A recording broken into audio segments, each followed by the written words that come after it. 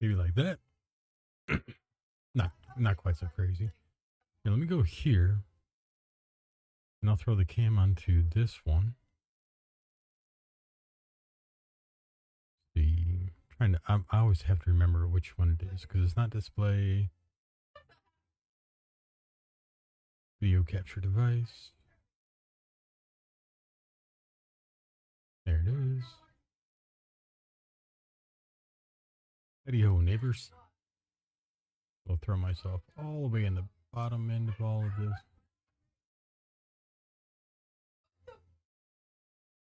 All right. So again, it should be in the chat. If you guys want to join the stream, you guys are absolutely welcome to join my Discord. I have the link. It should be in the chat that you guys should be able to see. On the description, just copy the link and post it if you want to use Discord. It has a phone app. It has a web application, so you can use it on any browser. On a PC if you want to do it that way. Does not have it obviously on a television or anything like that.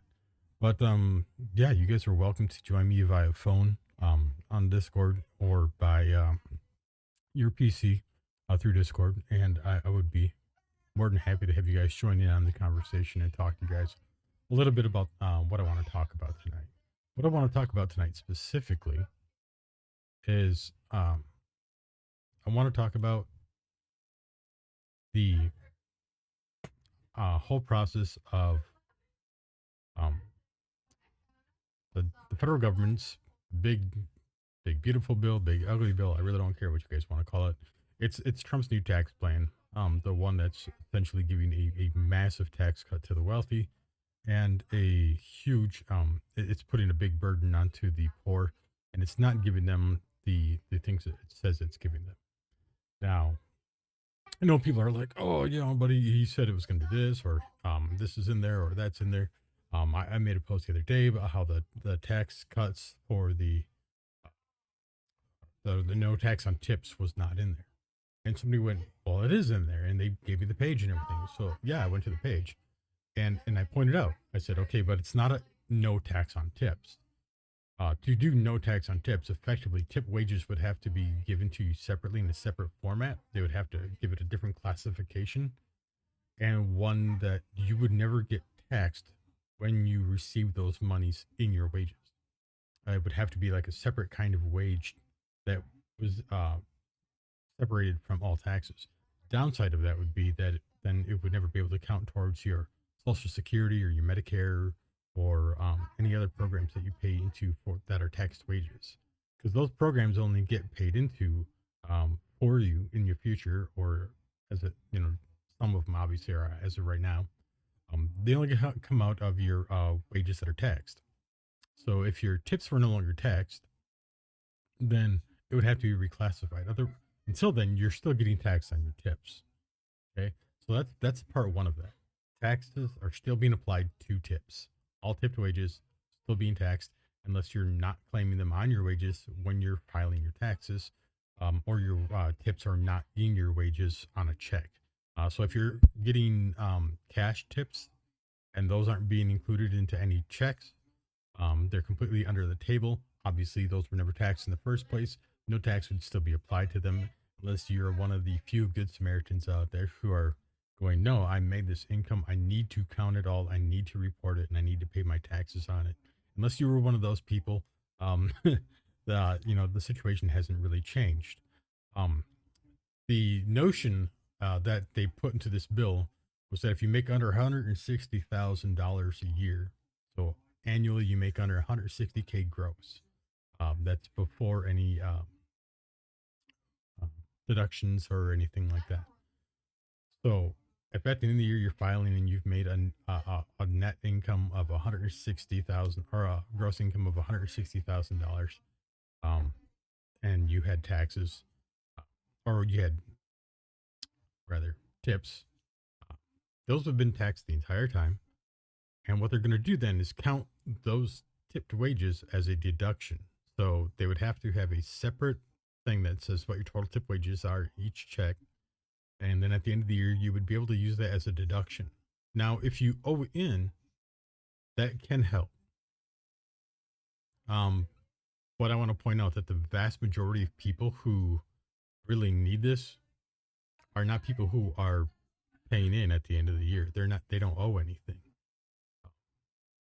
Most of them, if anything, are getting money back.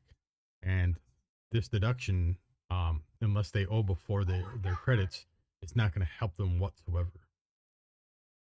So it's a very small percentage of cases for taxes and filing at the end of the year where you're going to get anything back. So you still got tax on those tips all year long.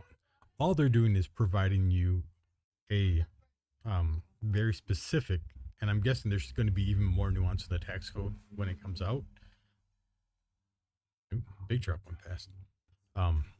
But they're making it very very small, very very unique, and they're applying it to a group of people that for the most part will not benefit from it whatsoever. It's not going to increase what you get back. It's not a credit. You're not getting a credit. The only thing that gives you money back at the end of the year on your taxes are credits. So like if they introduce it like a child tax credit or like a first time home buyer credit, things of that nature, where they give you money back at the end of the year, and that can be applied against what you owe, or if you don't owe anything or you've paid off everything, those credits then become money that comes back to you. It's really not that complicated. So deductions just count against what you owe. Credits count against what you owe, and then can also come back to you in addition. So a deduction can only take you to zero owe, but it cannot give you money back. That would have to be a credit. All right. And credits are what you get when you pay in more than what you owe, or they're credits that count against or that you qualify for given very specific circumstances, like having children, paying for daycare, things of that nature. There's all kinds of credits out there. Um, Taxes are actually nowhere near as complicated for the majority of Americans as what they want you to think. They really aren't. Um, but they're time consuming, and I get it. Math is not fun. So yeah, just short and skinny of it is that um, this bill does not remove taxes from tips whatsoever. When I pointed that out, um, the guy who was all like, "Yeah, they do absolutely do have it in there," didn't come back to me whatsoever. He absolutely lost all will to argue that point because I was right. They're still taxing your tips. They're still taxing your wages, and it's not giving you a credit. All it is giving you a deduction, which most of the people who are working tipped jobs are not going to qualify for. So it's absolutely asinine. Most of the people who are making that kind of money with tips are doing a lot of that money underneath the table, and they're not going to report that, so it's not going to help them either.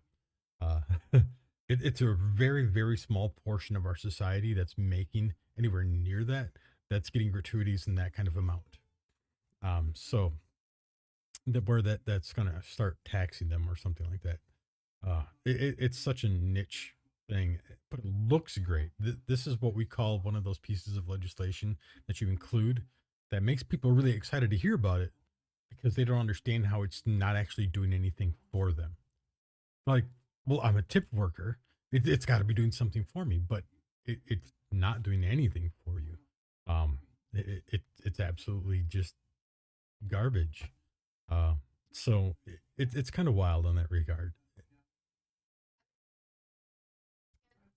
So the other thing I really want to get into is my friend Jeff.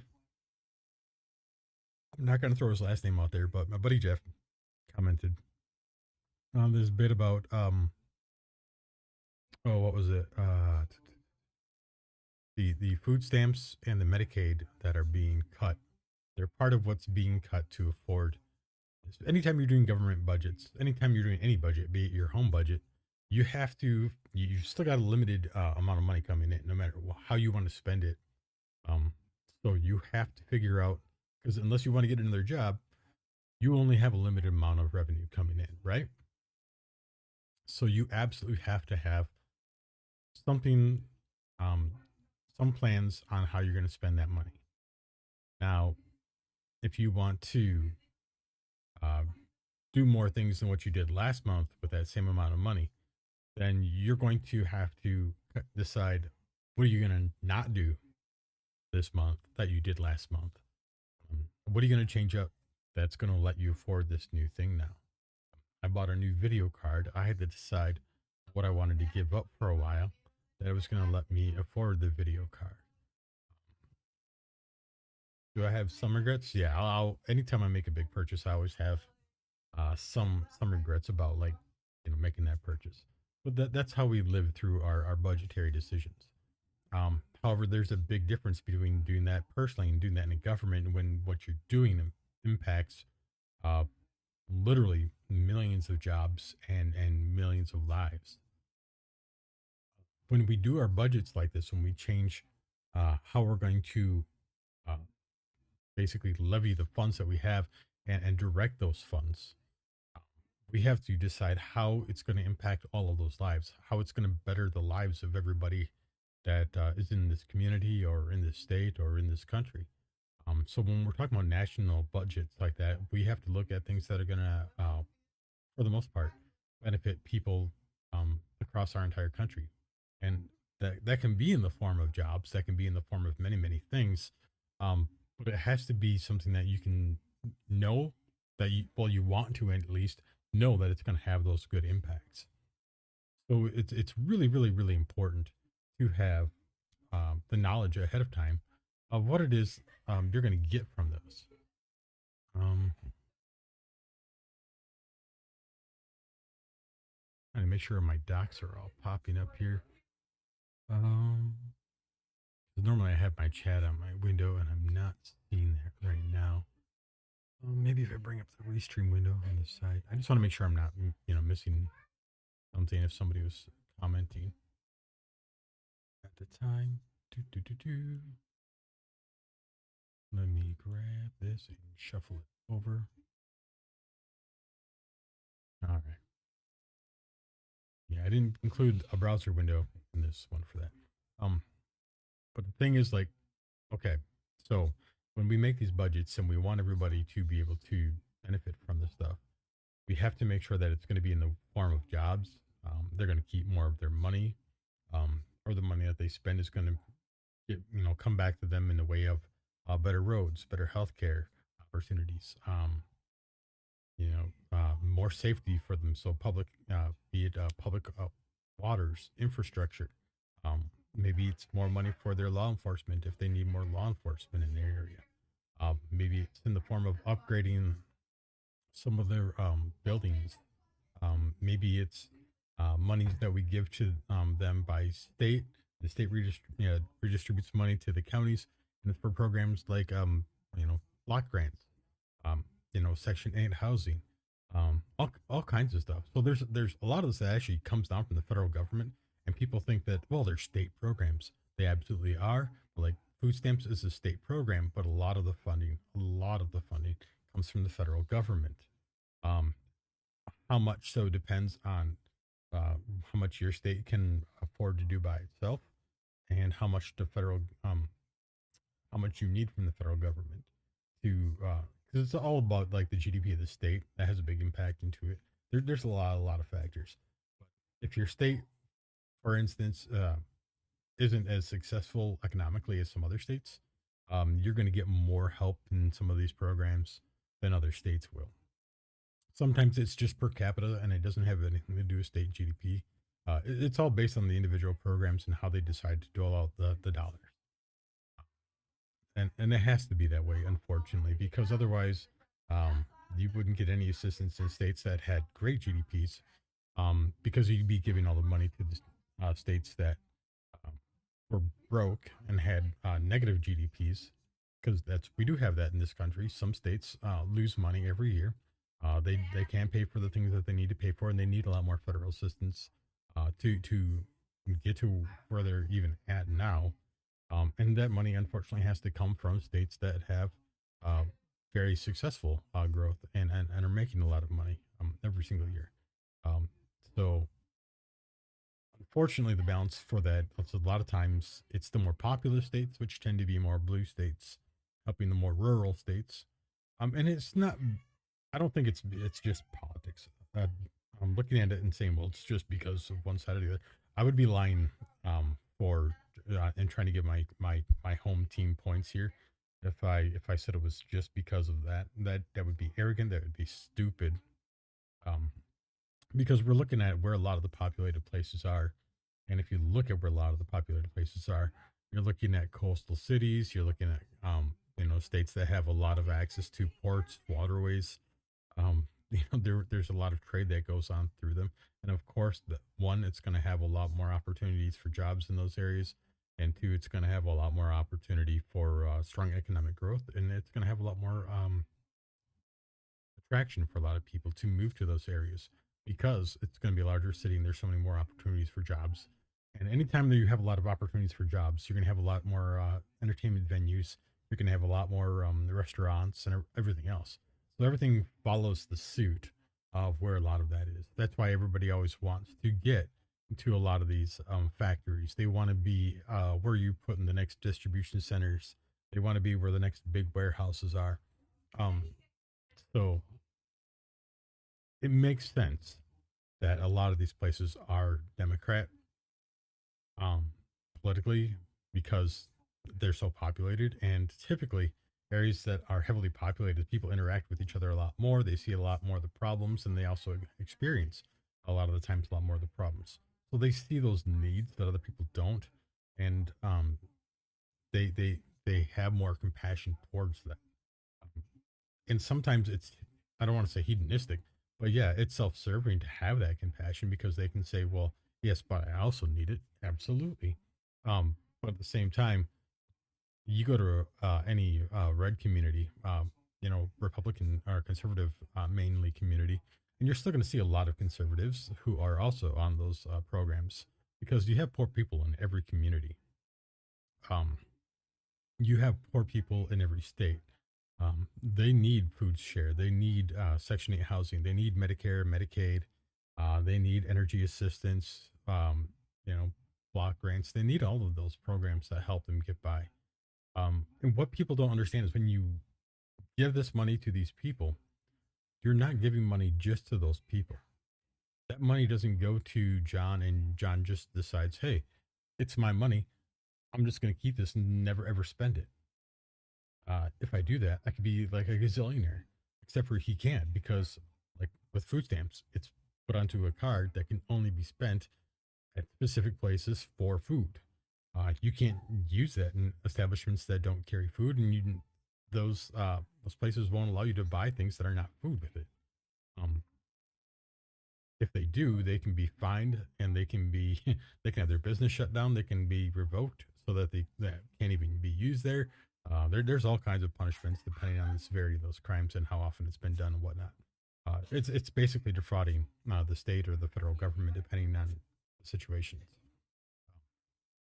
But yeah, because it's a federal compliant program and a state compliant program, so there's a lot to that. The thing is, when you spend that money, there's my buddy Barney. When you spend that money, it goes to that store in actual funds. They get actual money from it. Bob doesn't, Mary doesn't. None of the people on that program have cash. But when they spend it at an establishment through that card, that establishment does get cash for that. And so that's a way for that establishment to get funds it otherwise may not have gotten. John and Mary, before they got food stamps, may have spent, $100 every other week in food, and they were making that stretch. And that could mean that they were skipping some meals. That could mean that their kids were having to skip a meal each day. Um, that they were eating very, very, very thin. Like sometimes it's bread, butter, maybe some crackers. Uh, for those of you who have never seen the poor in your community, the situation with food in your community, and you think that it doesn't exist that bad in your community, I assure you it does. Just because you do not see the worst of it does not mean it's not there. It absolutely is. People in your town are hurting. I promise you. I'm not trying to guilt trip you. I'm trying to educate you. Okay. Yes, there are places where they offer food. There are places that, uh, gosh, there's churches, there's pantries. There's all kinds of programs in every community that tries to help give people food. Not everybody takes it. Sometimes it's a matter of pride. And you can say that, well, you know, you should, when you're in that situation, your pride shouldn't hurt your kids. It shouldn't hurt your loved ones, but it absolutely does. People let it hurt themselves and they let it hurt others all the time. So we need to understand that um, that just because people don't show that they're hurting or that you don't see it doesn't mean it's not there. It absolutely is. So, always keep that in mind. Um, and by giving John and Mary this extra money that they now can spend on food and they can keep their family fed.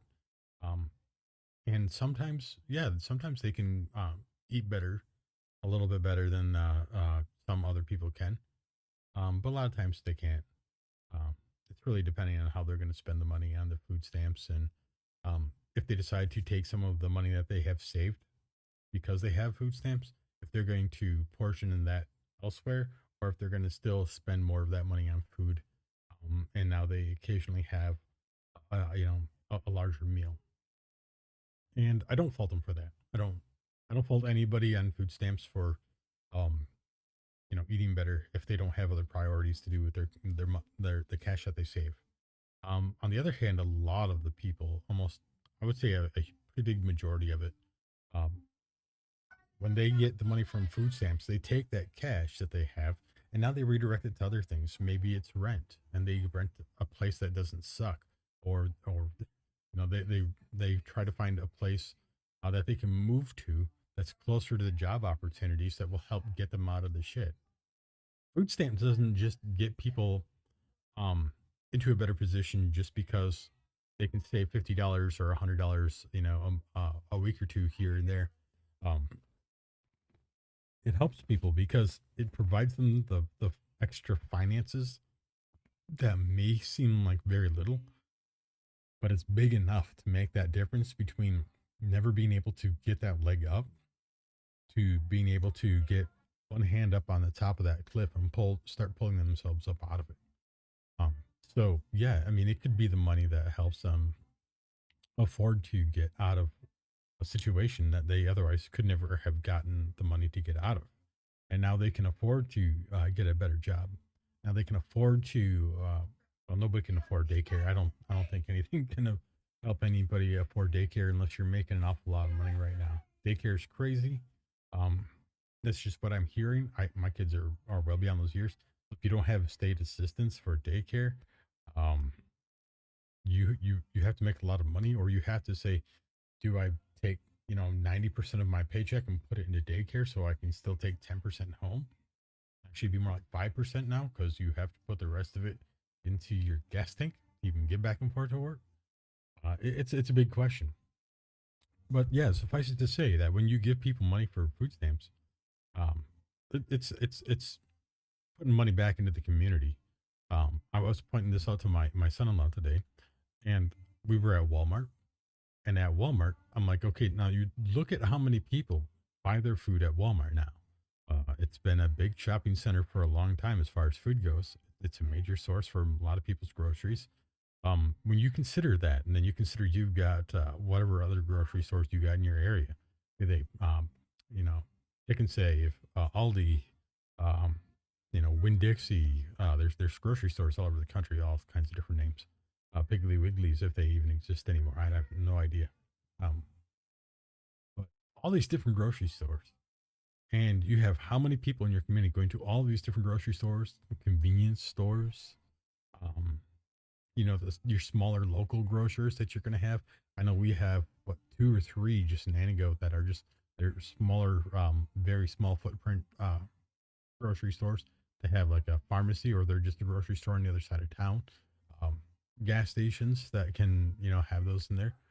Um, Bodegas if you have those. All of these businesses get money from people who are also on food stamps. So if you figure just in my community of what 9,800 people, um, give or take, um, we have you figure at least a couple hundred. just in the town that are probably on some kind of food assistance.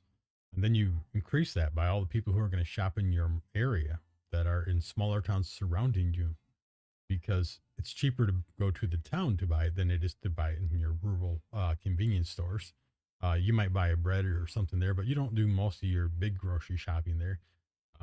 You're going to once a week or every other week, you're going to go into town and you're going to buy the bulk of your groceries there. So you figure how many thousands of people that really is in your whole county doing that to all these different stores. And you start realizing how many people are spending literally tens to hundreds of millions of dollars every year, even in small counties like the one that I'm in. And you now have to multiply that towards the what do we have, like 75 counties, I think it is, in Wisconsin, somewhere around there. Um, and then every state has all of those counties, and you're talking billions, if not trillions, of dollars. Now I know that's we're not talking about every single penny getting cut. Obviously, food share's not getting entirely cut, anything like that. We're just taking a big chunk out of it. That's still going to have lasting impact because of how spread and broad that is. Now, instead of spending some of your food stamps at that bodega or that convenience store, that local rural store, maybe you save that money because you can spend that $20. It's going to go further at the larger box retailer uh, in the city than it will if you spend it today at the bodega on something. So you're going to try to make that money stretch, which means you're going to take it away from other places. Also, since it's reducing the amount of money you may have, now that's going to impact the amount of extra money you had that you spent other places. So maybe you don't go to the movies now. Maybe you don't go fishing. Maybe you don't go on that vacation that you were going to take at the end of the year. And that takes money from all of the people who would have profited from all of that. Maybe now you have to concern yourself with some of your extra trips that you were going to make. You can't afford to go drive to go visit a buddy because now you have to use that little extra bit of money on food. Um, you know, there's so many impacts, and it doesn't just affect just the guy with the card. It's going to affect so many things along the way. The ripple effect is huge. It really enormous. And when you're people who are doing all of this stuff up in the higher levels of government, when you're talking about like the uh, Congressional Budget Office, um, the CBO, as it were, when you're talking about all these different economists and all these different financial experts, and they're talking about the impacts of this, they're looking at all of this. They're not looking at how will this just affect just this guy or this girl or this family. They're talking about how it's going to have these long ramifications, how it's going to take away the economic power from this, how it's going to influence how these businesses can deal with things.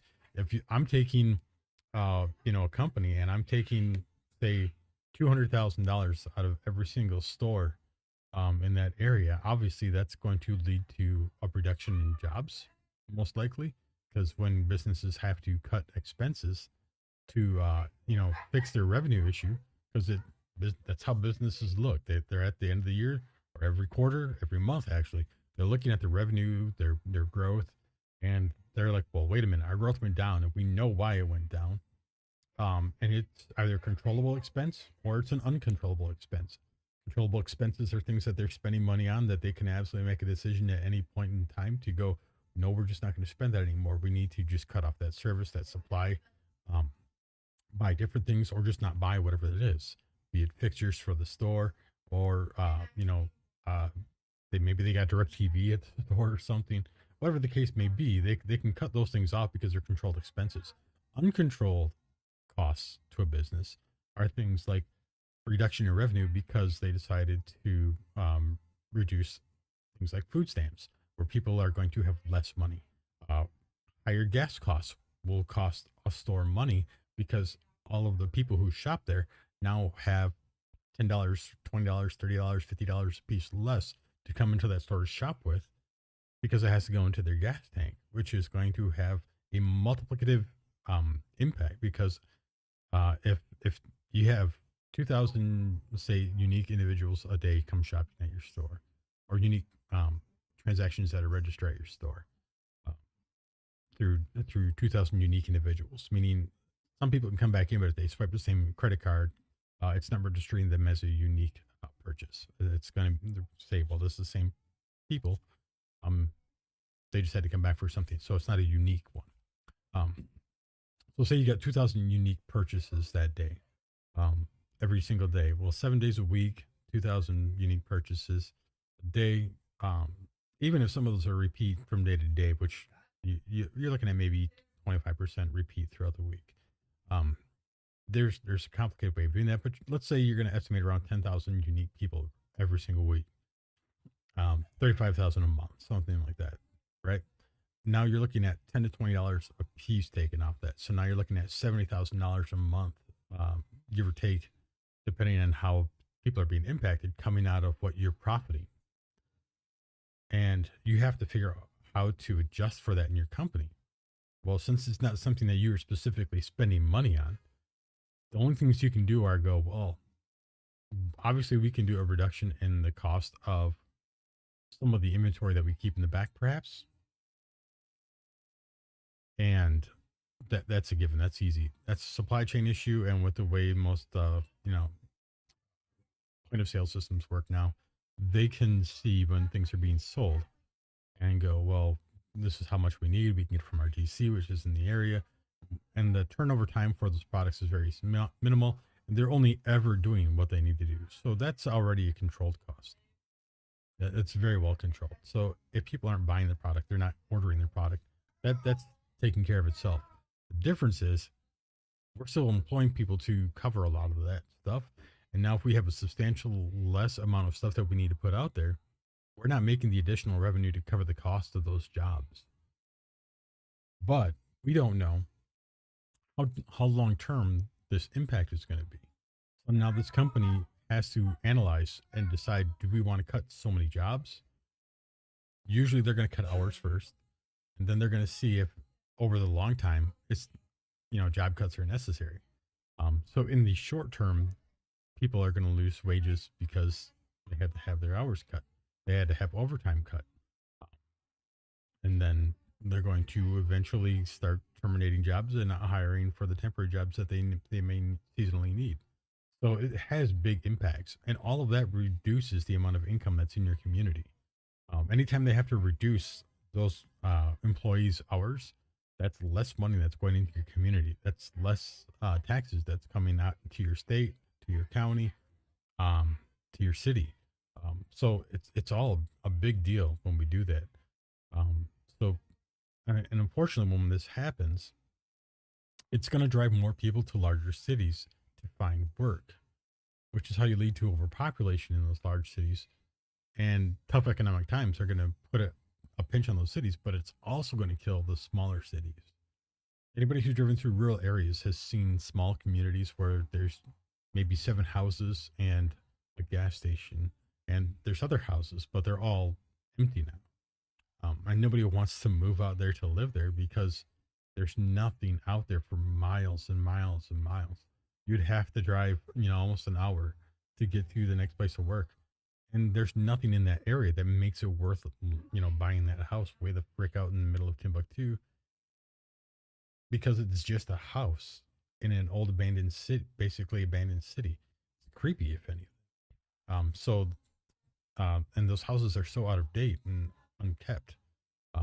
So the value in a lot of those properties is awful, and some of them need to be torn down. Honestly, it just is what it is. And we're seeing this more and more in rural America. And I know a lot of rural Americans in these small towns are hurting, and they want to figure out how to fix things. But tax plans like this don't help. Trickle down economics has never worked. That was something that came out in the 80s. It was an original plan from the Heritage Foundation, if I'm not mistaken. If I am, correct me. But I believe I saw that was originally in the first fucking thing that Ronald Reagan got from the Heritage Foundation. And the Heritage Foundation is pushed by a bunch of very, very, very wealthy people. It's published It's worked on. The whole thing is a big project by a bunch of extremely wealthy people. They keep it running with extra money. This isn't something that they profit off of outside of getting massive tax cuts when it actually is being implemented. So that should tell you enough. If they can spend tens to hundreds of millions of dollars helping to support this, they're getting that money back, right? Um, but trickle down economics. If you don't know what the premise of this is, trickle down economics is saying if we give the money to the rich people, and we put the rich people up here in this picture, and if we give all a ton of money to these people, they will, out of the goodness of their heart, when they get all these extra profits and all these extra benefits from these tax cuts, give that to their employees and their wages, and that money will trickle down. They give it to, I guess, initially they should give it to their CEOs, and they should give the direction to all these people to then stipend it down and disperse it the way kind of like the government does, where a lot of money comes into the federal government. The federal government trickles that back to the people through a lot of different programs, all these infrastructure bills and things of that nature, food share, food stamps, all these other programs. The federal government's trickling that back to you. Tax credits that apply to people who make under so much money. It's trickling that money back to you. The federal government does trickle down pretty well for the most part, most of the time. But when we give money to the rich and these corporations, we've been trying this for 40 years. Well, the Republican Party has been trying for 40 years to do this. And these companies make record profits. Their stocks are going crazy. And it has never, ever, ever in history so far resulted in wages going up. It has not resulted in huge bonus incentives for people. It's a very clear system that absolutely does not solve anything. It's very obvious that it's resulted in stock buybacks because when you give these companies all these tax credits and they have a higher revenue at the end of the year, at the end of every quarter, their stock values go up, and they use their profits from all this extra revenue to buy back more of their stock, so that their personal holdings, their personal wealth holdings, are so much higher. But it's unrealized capital gains, so they're not being taxed on a lot of that. Um, some are, some aren't. There's a lot of games to play with that. So for folks who are, saying, "Well, I got taxed on my my holdings," yeah, you can get taxed on your stock holdings. But there's a lot of people who take loans out against it, and there's a lot of games they play when you have enough money that gets you through this without paying a dick. And that's always been the problem, is that these people, once you have so much money, for some other reason, it's so much easier for them to hold on to it than it is for other people to ever benefit from it. You'll never get those benefits. You'll never get those breaks. And the people who are getting the breaks, who have the money, the extra money now that they could trickle down onto you, are never trickling down onto you. That little bit of moisture on top of your head, that's not them trickling money down on you. That's them peeing on you from above. I always hated the idea of trickle down economics because it doesn't make sense. In any economic system, the vast majority of the power economically is with the consumer. That's why supply and demand is what it is. The supplier doesn't hold all the cards. The people with the demand hold the cards. If the people decide that they're going to demand something better, then the supplier either has to create a better product, or somebody else is going to enter the market with the better product, offer them that, and people are going to go to the competition. That's why competition is so important. It's a problem that we're having right now with the SEC, the FTC. I apologize for that. My children are having a whatever the hell that is contest. But they're not punishing monopolies right now. They're allowing too many shell companies to get through right out in the open. These companies just have embargoes on so many of their freaking things. They just have the massive handholds on a lot of these things, and they're not being punished at all for monopolizing markets.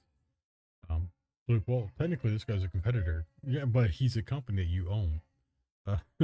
So he's not a competitor. He's just another company that you also own. You can't compete against yourself. It doesn't count. You can have 8 arms. They're not competing against one another. they're still all feeding you cake. So, good gravy.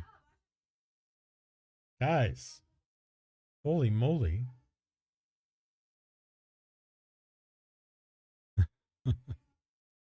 Oh man, they're all keyed up. They just graduated and they haven't had to go to school and they're very excited about college coming up. So it's a lot. They're trying to get used to it. So am I. But yeah, the system is busted and trickle down is not going to work. Um, unless you realize that the only way trickle down ever is going to work is if you flip the picture. So take that picture, flip it to the consumer at the top and the small companies that, well, big companies, but the few people who own those companies at the bottom. If you give all the money to those people, consumers are going to buy. It's what they do. They don't have any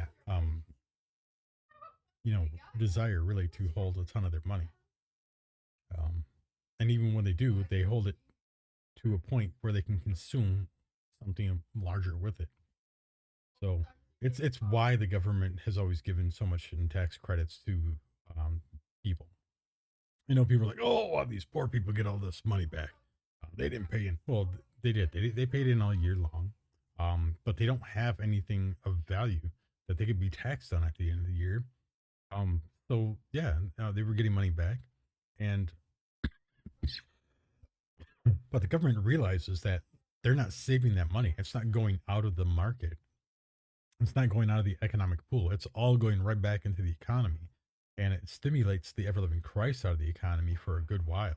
People use that for vacations. They use it for down payments on homes. They use it for big life things like buying cars. They'll put it into their bank and be buying groceries all year long with it.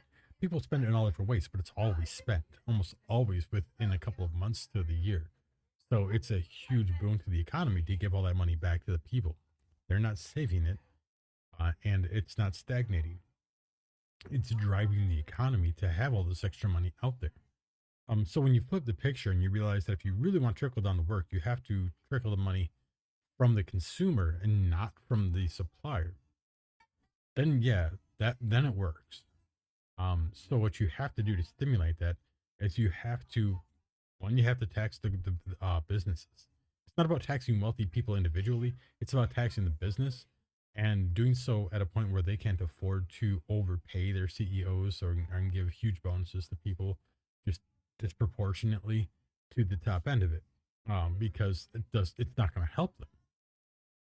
The greatest times in our country, the greatest growth we ever had in our infrastructures, the greatest growth that we ever had for businesses was when businesses were taxed higher, because that money went back out to the people and the people spent the hell out of it, because that's what people do. When you said one person has to work and you can get a car, you can get a house, and you can take your kids, take care of your kids, and you can take your wife and your family on an outing and do things on the weekends when you have time. People did that shit. They went everywhere. They visited things. They did things with their money. They were very productive with their lives, both at work and outside of work. And unfortunately, that's not the case for most Americans. The case for most Americans is we work ourselves to death.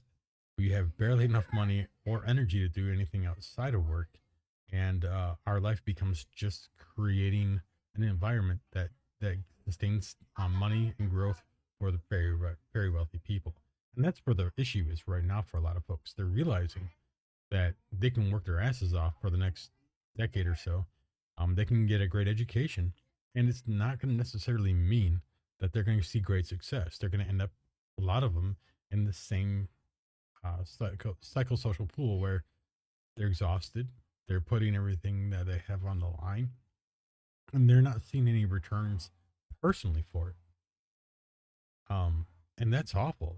People should see their income. They should see the wealth. They should see the revenue. They should feel like what they're doing means something. Um, and unfortunately, it's just not the case right now. So we need to flip the picture. We need to trickle the money from the consumer, and that's going to only end. That's only going to start if we flip things. We need to change the entire way businesses are taxed. If businesses are taxed and you think businesses being taxed is going to cut jobs, you're nuts. Because the only way businesses are going to cut jobs is if they're not making those sales. It has nothing to do about their revenue. It has everything to do with whether or not they're making money at all. Um, as long as people are shopping there, they will make that money. And if more consumers have more money, what they're really afraid of is that consumers will start being pickier. That consumers will start looking at other markets, at other vendors, and buying products that maybe they otherwise wouldn't. Because right now, the guy who sells you the nickel and dime shit is the guy who's going to lead everything. Cheap wins right now, and it didn't used to be that way. You used to be able to buy much higher quality products, and they were competing very well for you. You knew that you would have to spend a little bit more for the nicer quality products because they obviously cost more to produce. But now you have cheap, cheap, cheap, cheap, cheap, cheap, cheap, and then the gap between a cheap product and a very and a good product that's decent is quite substantial because they know most people aren't going to afford that unless they passionately want that and then they're going to save for it and that'll be their tax money or something. It's a busted system. But if more people have more money, they start to be more picky about it. They're not going to just buy the cheap crap that can be made that they because the cheap crap, what's cheap to us is something that they're still making really good profit margins on. They don't want to give you the better quality stuff with the smaller margins. They make less money in volume on it. They make a lot of money in volume on this cheap shit. So they don't want to do that. But the problem is that's their problem. It's not the it's not the consumer's problem. It was never supposed to be the consumer's problem. It was always supposed to be on the vendor to figure out how to do that. And that was what was going to make one vendor better than another vendor. That's where competition was supposed to be so important. And the environment where you shop was supposed to be so important. And we've got away from that. In America, we've gotten away from that. There are other countries that if you look at their stores, the stores are gorgeous in a lot of areas of China, a lot of areas of Japan, some areas of Europe. Um, oh my God, their stores are beautiful. They're small community downtowns where they have all the shops and they're not the big retailers. They're absolutely amazing and they're doing well financially. You don't have to be in a big city there to necessarily be doing well. So yeah, it's a wild thing. And I think that if we want to fix the system, we do need to tax the companies. Um, that is gonna fix a lot. If we start taxing the companies more, we force them to just start, reestablish how they're gonna freaking do their payments. Um, they're gonna have to vie more for employees because once employees have opportunities, they're gonna take opportunities, right? So we have to flip the script and put the power back on with the people, and the people are going to spend that money. The question that has terrified businesses for a long, long time is when people have that money, where are they going to spend it? Are they still going to spend it with my company?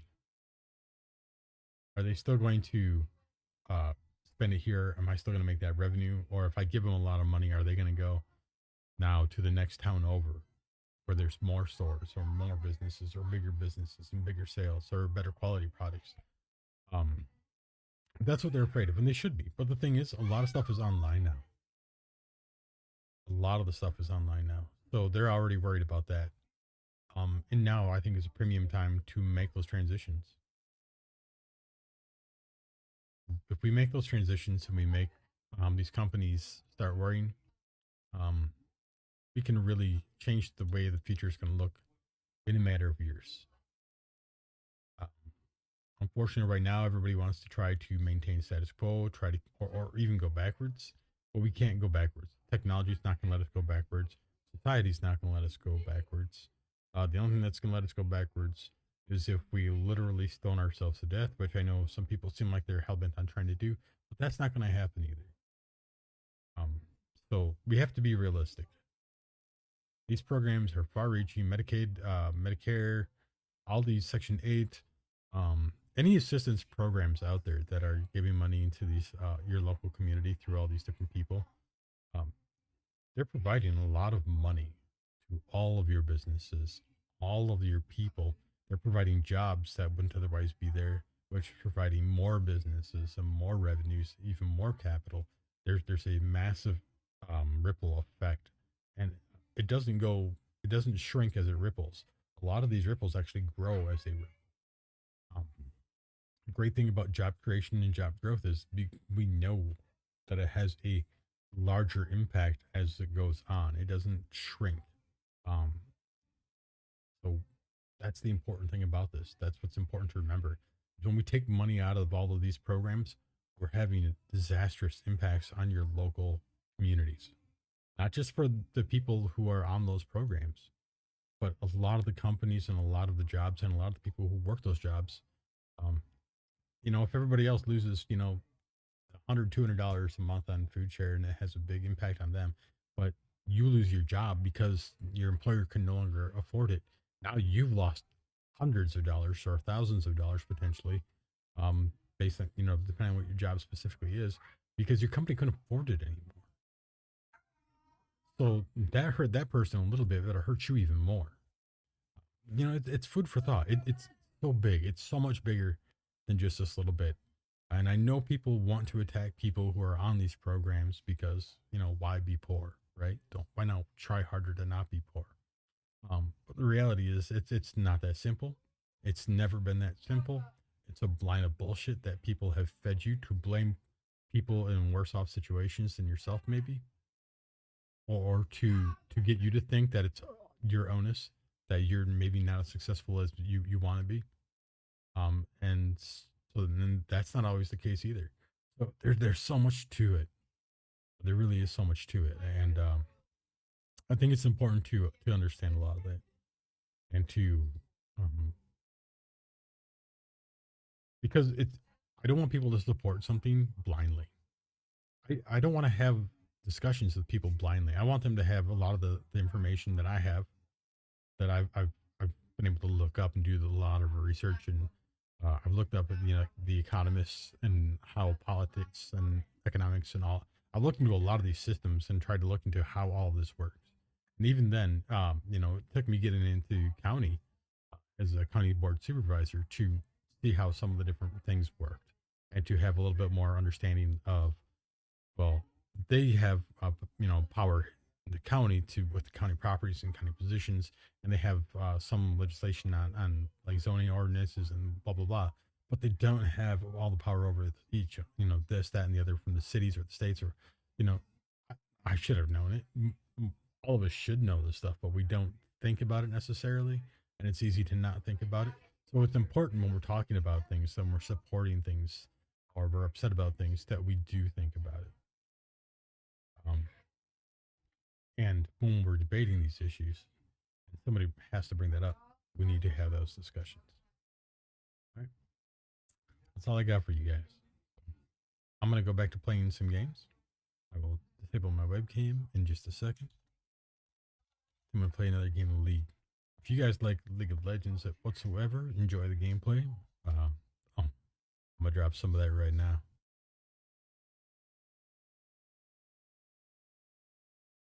And if you do like League of Legends, man, what's your favorite character to play? Um, I've been playing for many, many years in my off time, and so I play a lot of the older champions, and I love I love playing the older champions. I think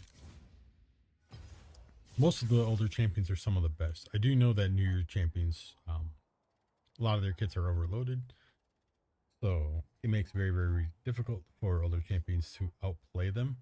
But it's one of the reasons I like the older champions, is because I feel like if I can outplay, then it just really shows that I have the ingenuity and the understanding to benefit from that, to abuse what my skill, my thought processes, and win the games, despite the fact that my champion's in a much weaker state. Right now, I'm gonna play Orianna. I'm gonna play her with auto attacks. She's a mage. She's actually a burst mage, meaning she uses her spells to do a lot of damage all at once. But her passive deals damage based on her magic power in each hit. She does a small percentage of that in each hit, which if you do a lot of the hits and it stacks up to 3 times and then stays at that third level, so you can do a substantial amount of damage with Orianna with those auto attacks. I first did this back in like 2012. A lot of people told me I was crazy, it was never going to work, and it did work.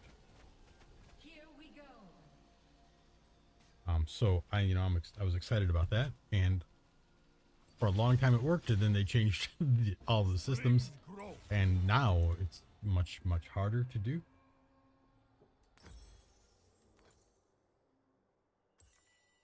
All right, I was checking it out on my phone, and it does work.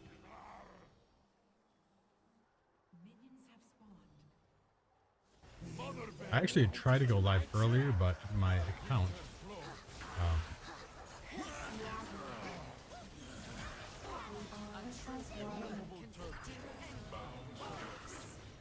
why am I still stuck, man?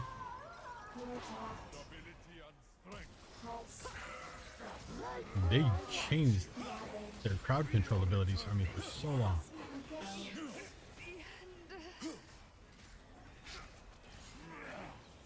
Okay. I'm gonna throw a shield on him. I have a shield.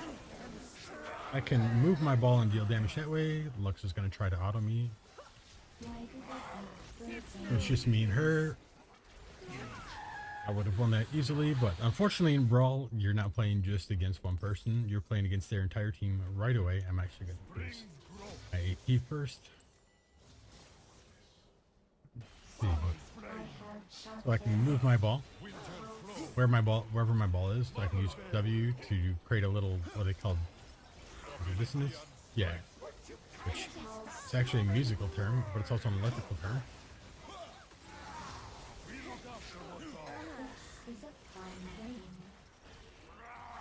When I use my W, it will create a. Okay, I was gonna see if Neferi was gonna use her puppies on him. I don't like using my shield on other people too often. It's a hard lesson to learn when you're somebody who likes to play supporting.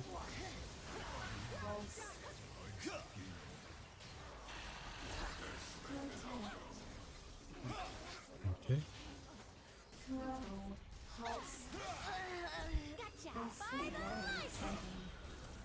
No, I got ulted by Victor and by Lux. Yeah, people will pile on their ultimate damage onto one person, which always bugs me. Seems, especially when they do it to like an attack speed Orianna, or auto attack Orianna. Like, there's so many other people that they technically would benefit more from doing the damage to.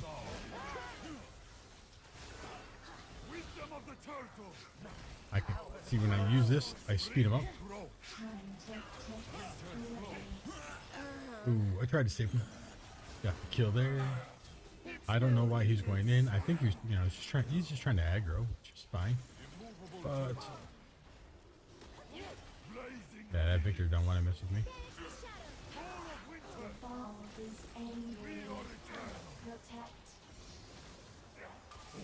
When I put the shield, as long as the ball's on somebody, you can see it floating right there on our guy. That's our Thresh. That person gets additional armor and magic resist.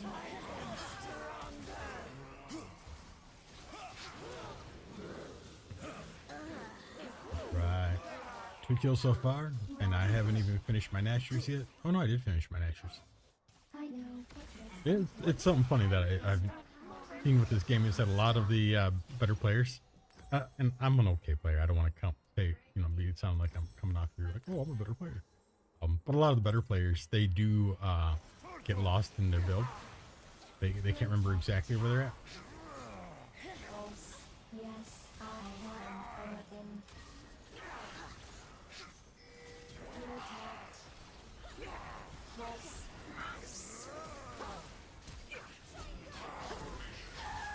Oh, yeah. She got in.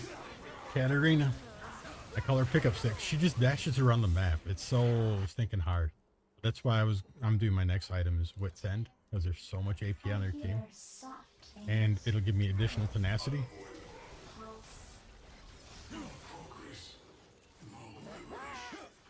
I used to be able to get her up to 2 attack speed, 2.5 actually, really easy. Now it takes quite a bit more work. I'm most worried about this guy. I'm gonna do that, and if he has to walk through it, it'll slow him for a moment. What they're trying to do is with a wombo combo. They want Mumu to go in, ult, and then the rest of their team can follow up with ult.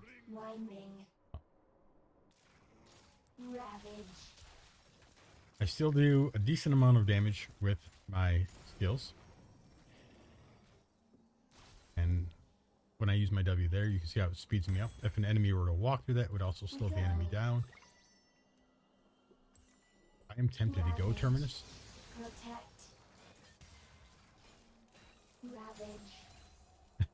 He's like, oh, wait a minute, my whole team's getting smushed. Yeah, buddy. Why do they keep breaking? My team's kind of all bound up right here. There we go.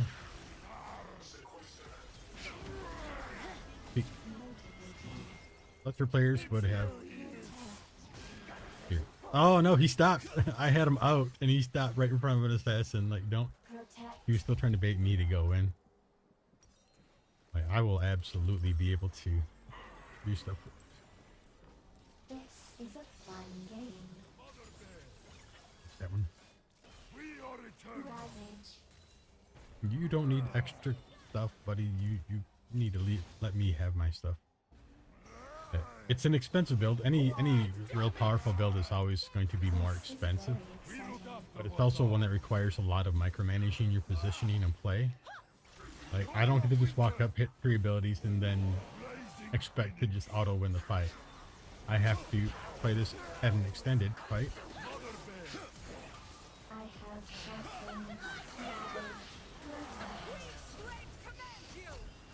something.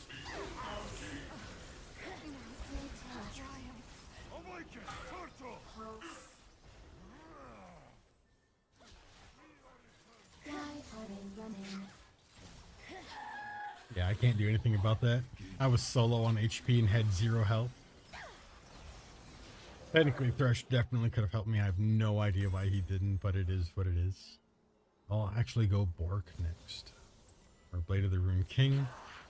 This will help me give me some lifesteal and add a slow onto my autos. You really didn't need to do it that way, but it is what it is. Yeah, Ori, by the way, once you get some items on her, is just amazingly strong. As somebody in the jungle. Of course, we haven't been farming our camps, and they have, so theirs are a little bit stronger, but as you may have noticed, not so strong. Yeah.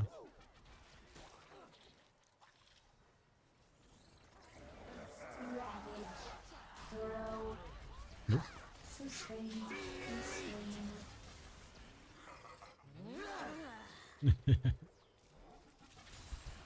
I lost my mouse for a minute, so I was clicking in a sub position to where he was.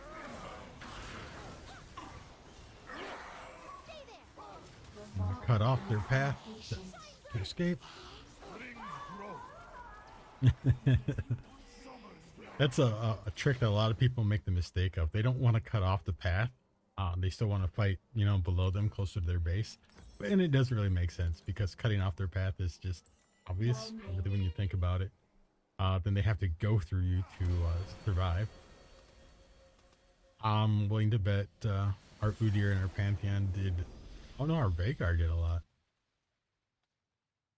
Look at that. They were so nice and happy. That last play though, where I pulled out the Mumu with my ult, so he couldn't help his team with the big ult. That was a big playmaker. I'll give it to Veigar, who is at some point. I really don't want to give it to Thresh, but I'm going to give it to Thresh because he did make some good plays that help. So, and I won't have as much damage because I didn't get to be in as many fights. Man, they just chased them down, and the enemy team ran so much. Couldn't do much with it. It really kind of sucks that way. Let's see. Let's see if Aaron wants to play.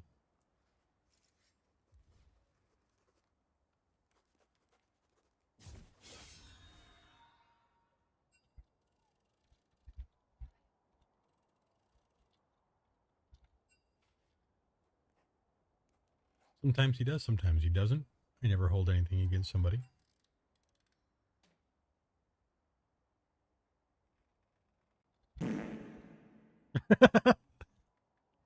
You spend the money on Nitro and that's your intro? Yeah. Oh, man. I mean, you know, it is what it is. I've been doing on hit Oriana. It actually goes pretty good. Are you It's doing the Gwinsu's Nashers, or are you doing like? I start rogue off with the Nashers for the extra AP earlier, and then what I go from there really depends on the enemy team, how they're built and how they're engaging. I usually go Gwinsu's at least third. Okay. Sometimes I go attack speed boots if I need to get more mobility, consistently. I haven't tried Terminus yet, but I've been tempted to. But they really need to not have a back line that's focused on blowing me up. I've won Brawl with almost every champion so far. Nice. So now I'm just playing fun off the wall weird stuff. I mean, there's a handful of champions I just don't like playing that I haven't played it. But I even played Fiddlesticks, and I hate new Fiddlesticks compared to old Fiddlesticks. I know. I miss the old crows that used to bounce, bro, on a Z. Yes, man, you just stack AP and ARAM and just bounce one crow 8,000 times, and people are just getting messed up. That's so Silence. busted. Like, it honestly wasn't that busted because at the time there was well, I can't remember what the MR item was, but it took a huge chunk of initial damage Captain off. Helm. Running. Yeah, I'm like, Because it was when it was repeated spells, it would reduce the damage by a bit. yeah, I'm like, well, I don't know why you would just not do that. That seems not intelligent to me. It was like the best item for like against Cassiopeia and Rise too.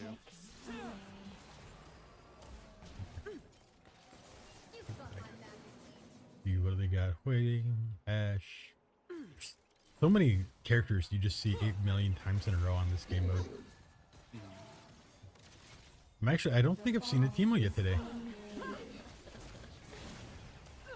Yeah, she wasn't gonna get out of that.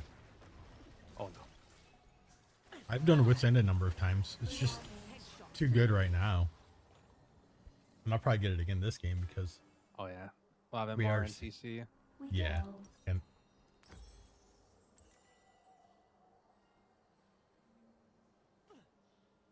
my allergies have been kicking my butt lately.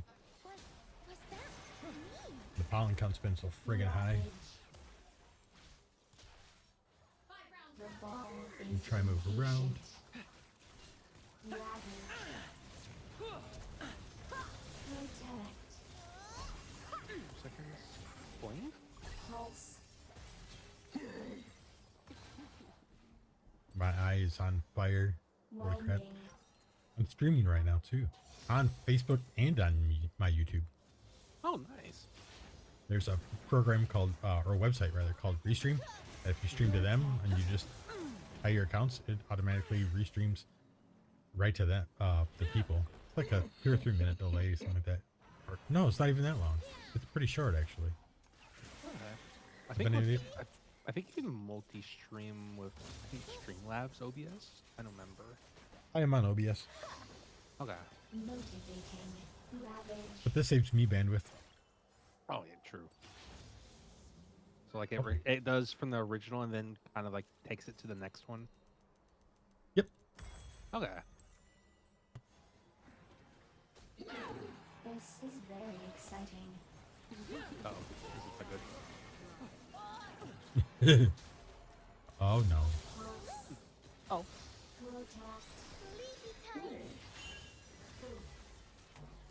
I got you. Oh, I'm not living.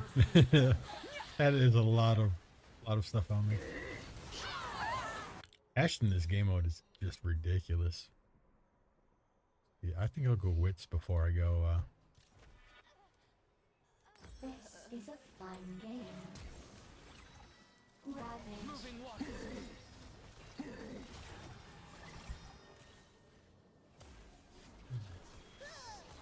Oh my god, it's so talentless to play Ashe in this game mode. Pulse. Right? The W spam. Yeah, it's even worse than the actual Halloween Abyss.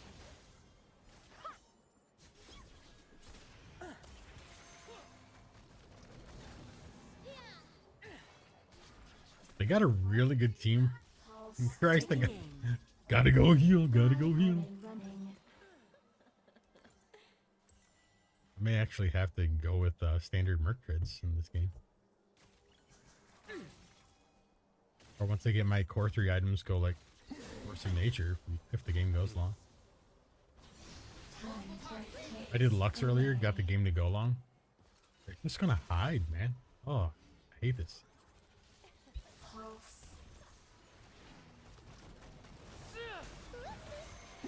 For safety. Pulse. The Oh, well, wall I'll be is here for a minute. Don't worry about me. There's a Katarina in that bush. Try to get you out. Oh no, I was just trying to get everybody else out from her resetting. Man, I don't want to have to go actual full AP Ori. So boring. winding. But I may have to. Because we just don't have any other damage, really. Like, we have damage dealers, but they're not able to do it. Ravage. Motivating. So much poke. Yes. And they can spam it so hard. Well, I'm going to be here for a minute. Pulse. Oh, I kind of just controlled that. That's so lucky. Pulse. This is very exciting. Yeah, I'm definitely going to go Merc Treads this time. I'd love the extra attack speed, but Ravage.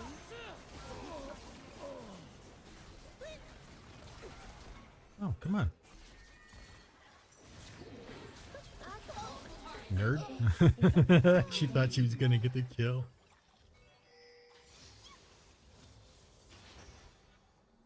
Pulse. I've been calling people nerd. That's my big thing now. It's an insult you can say in game and not get chat banned or something. True.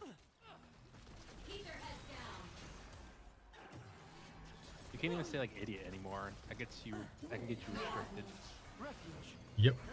I got in the big trouble on Siege for a while, and I was like, what? What?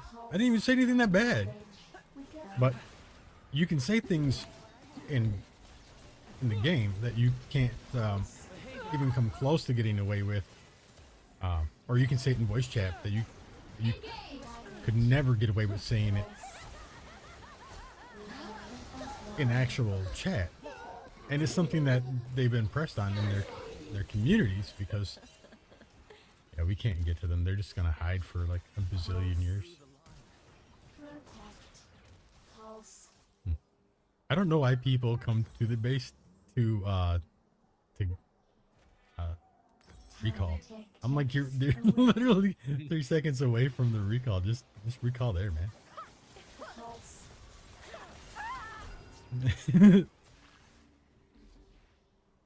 She's probably gonna wait. What? What just happened? You got decimated by the Ori. Wall is impatient. That was one of my favorite things about going on hit Ori. Ravage. Is if you were good with it and you knew when to time your alt.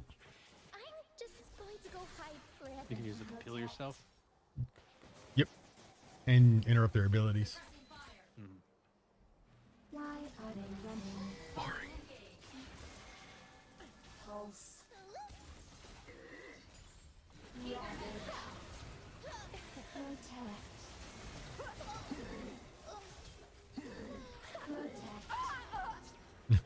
She wants me so bad after that last one. Oh yeah.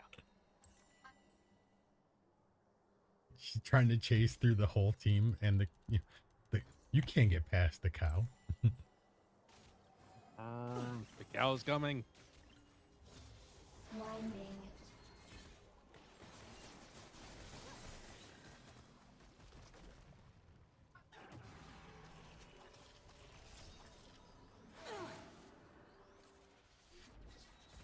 Ravage. I have sharp things. He burned her field on that. Like it was after the fact. Oh wait, she flashed into it. Oh, I'm fucking gone. This is a fun game. They womboed that. Is that what they've been waiting for this whole time? They've been dreaming of their wombo. Immaculate. Yeah. Something about it. Ravage. Brilliant. I could get oh, what the fuck am I thinking of? The one that does Abyssal Mask. Gives me more AP damage. I grab an abyssal. I was just thinking because it would give me some MR. Yes, I am. And since they have to be on me if I even want to do the on hits, you give me survivability.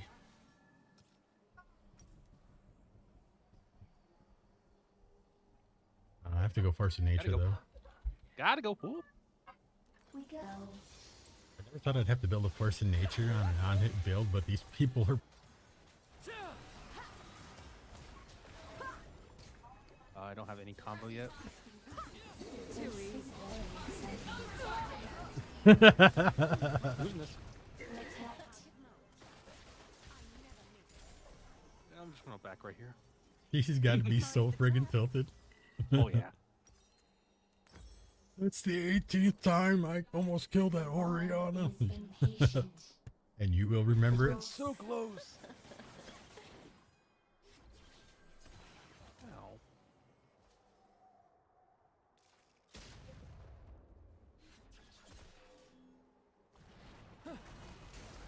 Why are they running? Well, I haven't been on the left side all game. I'm gonna walk around that way. Ravage. Ravage. If he AP Ash, Motive. Hybrid. somebody else tagged me something for a comet and a burn.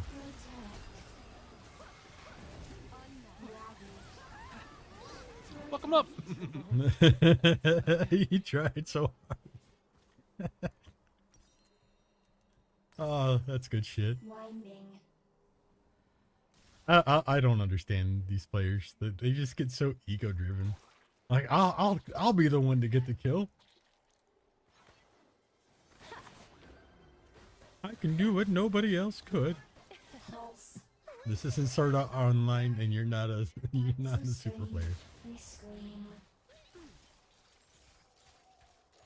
Protect. Ravage. Steady. Flow. Protect. This is a fun game.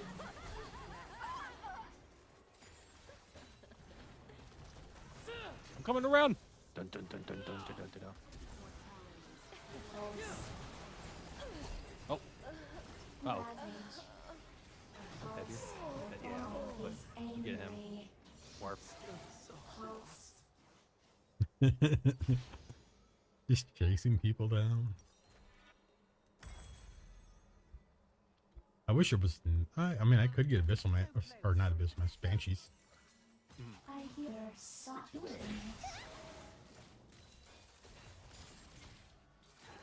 Thought that a mile away. Oh. Was that me? Fancy a treat? Time ticks away. Uh oh. Gotta go. Throw. Taking aim. Exemplary. I wish I could. I've been CC'd for 20 years. Help! They just run so hard. I can't get close to them. That was my problem last game. Is like once they realized that I did a pretty good amount of damage to them, I just couldn't get fucking close to them. I was like, guys. As Ravage. expected. Pulse. This is very exciting. Ravage.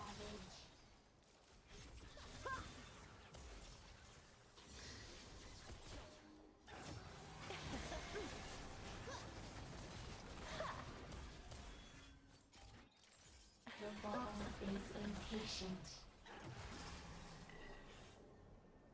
I have 198 MR Ravage. before even having the MR for Banshees.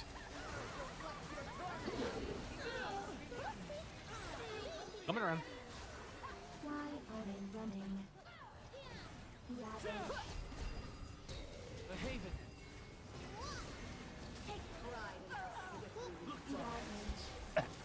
Get this guy. Get this guy. Oh. Oh, Get away from me. sheesh. Oh, that was a cannon. Donian.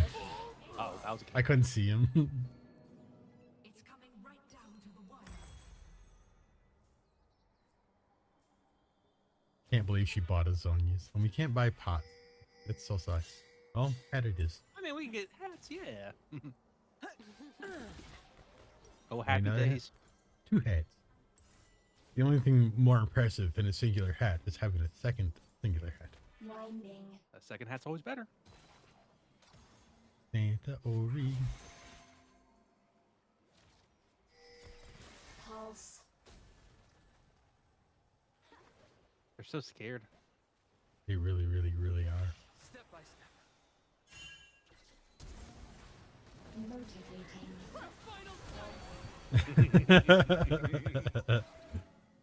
I got told her back. Misfortune was tough. Why? We made so many plays that game.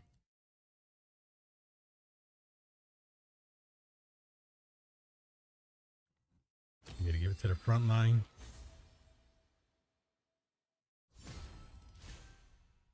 Yeah, without the front line engages, that was gonna be just an epic nightmare of who's gonna get picked for. What do I want to play? What's a fun champ to play? Oh my god, I've had fun with so many different champions. I did tank on so many different champions. I'm actually gonna go Nico this time. Ooh. The old pocket pick. People are brain dead. You can just come out of the jungle as one of the buffs. They're just like, "Dur, dur, dur." Oh, hey, look, a red buff. Let me take. Oh, I'm dead.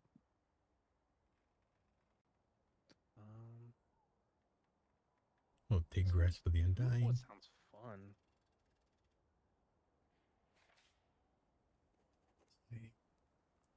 Let's try Talon. I want to see how he feels on this, since there's actually walls you can jump over.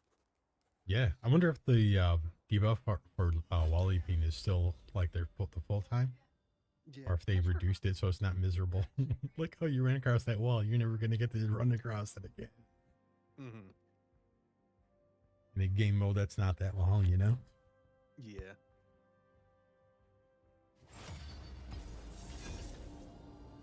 Fiddles was, I went tank Fiddle, and was able to do pretty well with that. The only downside was like they had 4 mages and 1 Darius, and I knew the Darius was going to be the problem child. No matter what I built, Darius was going to be an issue. No mage is going to out tank Darius. Tanks can't out tank Darius. But man, I would just pull so much aggro, and my team would just be like, "Hold on, we're going to clear this wave." I'm like, they're what?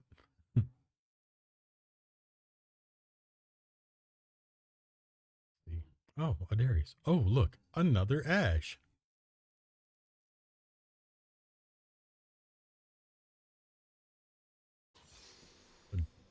Could go Heartsteel, or I could just go right into the. It's time to battle. Actually, you know what would be really funny What's up? is if I just go all armor right from the get-go, and when I'm transforming like minions and shit in the wave, they're hitting me, kicking their own ass. Like a I don't. bramble, really.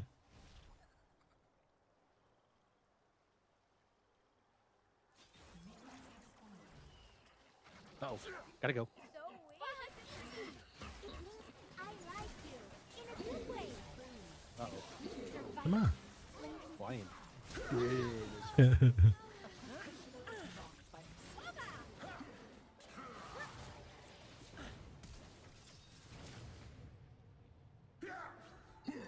You Give are me not my grass stack. actually Nico, Thank you. Are you? Do not be bound to a single body. There are so many more. There are so many bodies, she says. I turned into a blast cone and sat in the middle of the lane, and people didn't realize that it was me. I was like, there's no blast cones in the middle of the lane on this map ever. I don't know how that fucking didn't click on people's heads, Find but his breath? Ooh, have picnic. That wall's still on cooldown. As expected. ah! Oh, I almost got her too.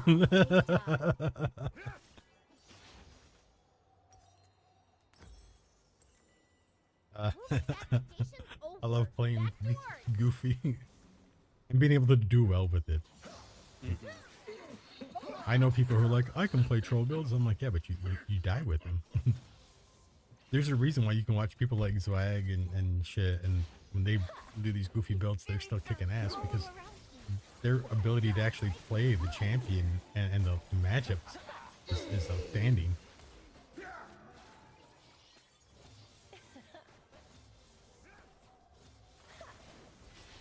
Brilliant. Is he focused on peeling them now? No tails. Are they lonely? Yes.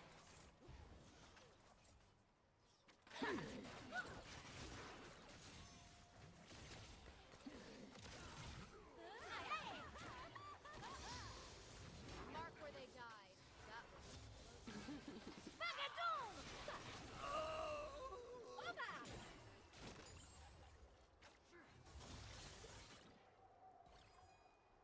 My wall is still unavailable to use. Oh. Okay, maybe this was a bad choice. Nico might have a thing for birds. Oh, no, it's available now. And for people who Well, they did make it a little shorter at least.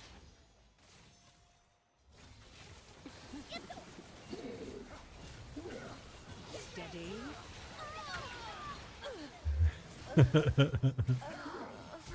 I was able to get pretty low before even doing that and still didn't die that fast.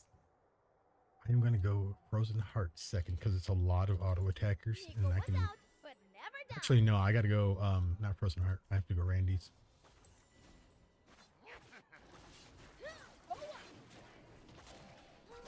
Barely got hit by that when she took the... I am me and doing me things. Not suspicious.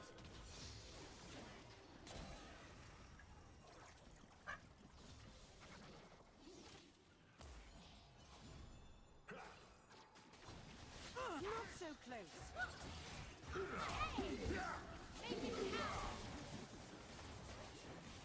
Let's fly. No, Taylor. Let's be angry now.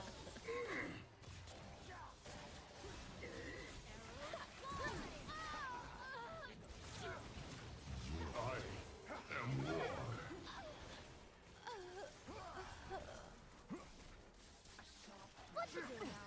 Find his breath? Heavy listening. Santa?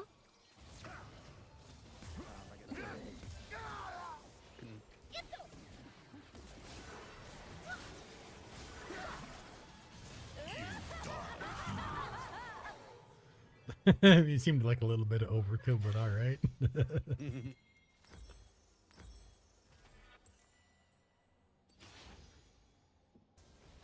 I wish they had more AP items that had like more items that had damage and armor Had to with find it magic all. resist, you know? Yeah, like instead of just Zonias and Banshees. Yeah.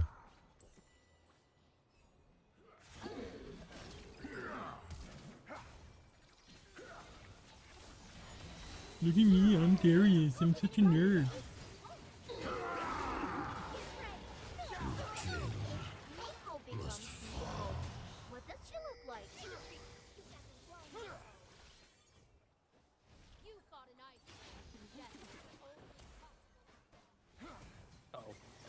Ain't good. This ain't good. Mind the trap. No one escapes winter.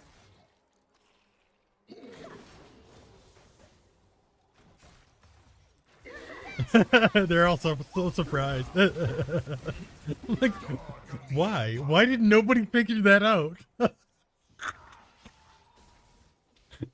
Like, there's never a blast cone in the middle of this map. It should be the most obvious damn thing. Nico back in her Nico scan.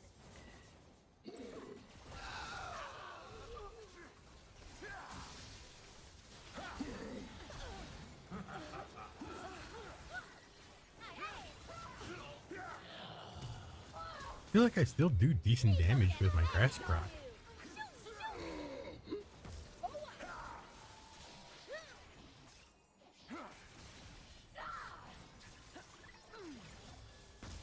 Nice try, but no Nico. People say, The world is Nico's oyster. is oyster a good thing? Tastes like grapes?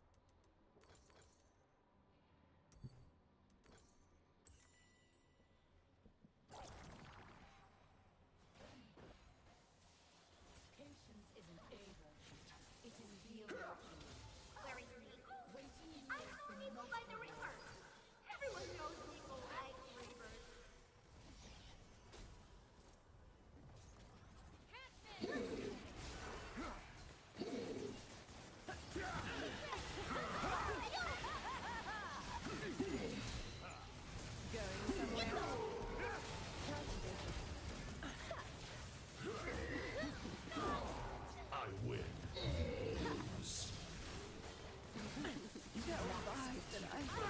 I lasted a long time for only having 2700 HP.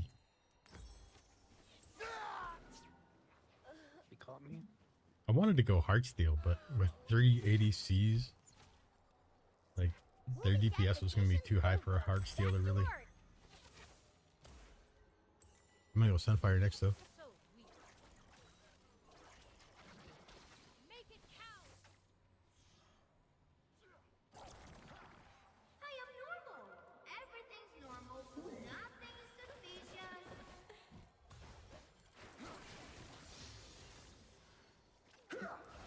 Why is this minion walking away? The test of good manners is patience. First cast your minion to the side. Fuck that. Tickly!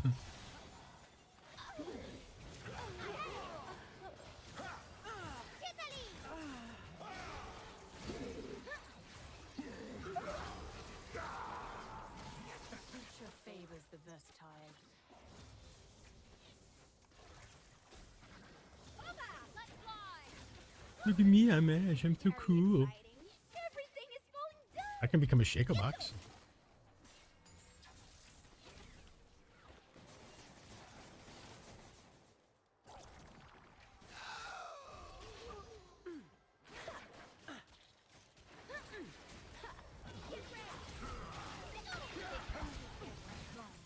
Nico is her own tribe now. Ah. That dude was so bamboozled. Hey, Hakaku, Hakaku. Yisu.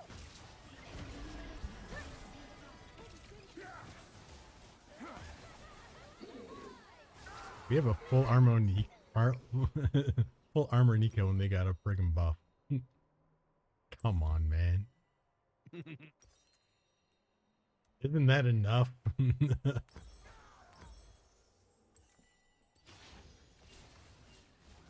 380 MR. You watch out, Malphite. Nico was out, but never down.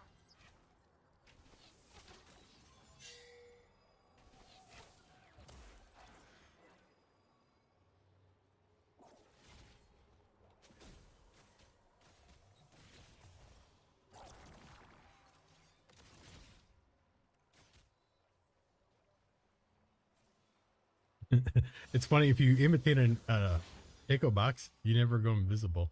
Be cool. No one suspects you are Nico.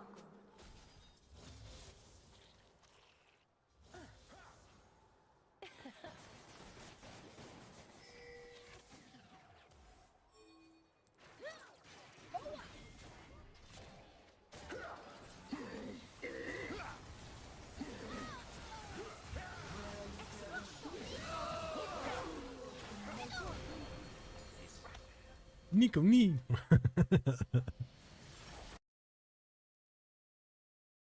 Bamboozled. That's such a way to play. Oh man.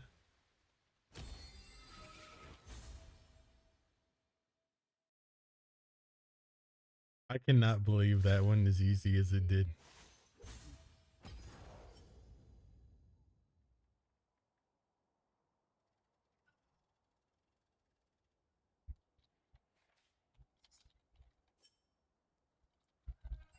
Might head off for tonight. I'm starting to feel a little nauseous. All right, brother. I'll talk to you tomorrow. Sounds good, man. Have a good All one. right, see you, brother. Man, I only did 1,000 less than people who were building damage. I mean, I don't know why Gragas got Thornmail, because we don't really have on hits on our team, so that doesn't really help him. He'd been better off with something like a Sunfire or something, or Unending Despair. But yeah, I mean, I did as much damage as our Shaco. What does Shaco build? Shaco built full damage, and I built full armor. I built no damage items. The only thing that would have dealt damage was my Thornmail the whole time, which definitely did damage. What does it say I dealt? I mean, I tanked 42,000, which is pretty substantial. So it tanked 42,000 while still dealing actually more damage than my lethality Shaco, which I don't fully criticize him for, because it is hard to deal damage with Shaco, period, especially when they were hiding that hard. My runes, I did 1,000 almost with Grasp. Oh my god, that means I did that much damage pretty much just from Thornmail, and that's it. Like, and my auto attacks. Like, what did I do? Physical damage, I should say. Physical damage dealt by Nico. There's no way I did 46,000 in physical damage with my autos. That's just not even possible, because the ADCs didn't do that much damage with their autos. So Thornmail must reflect in physical damage. So it's hard for me to really pinpoint exactly how much damage I was doing that way. But yeah, Thornmail obviously against 3 ADCs did a shite load of damage. Yeah, obviously it wasn't going to make me unkillable. What's crazy is that I went full tank and not one person built armor pen. If I had gone Heartsteel, I would have been much harder to kill, but it would have taken forever to get there. Would have had less stats. Do I still want to do Tanky Nico? You know, we can do Tanky Nico one more time. It's pretty funny.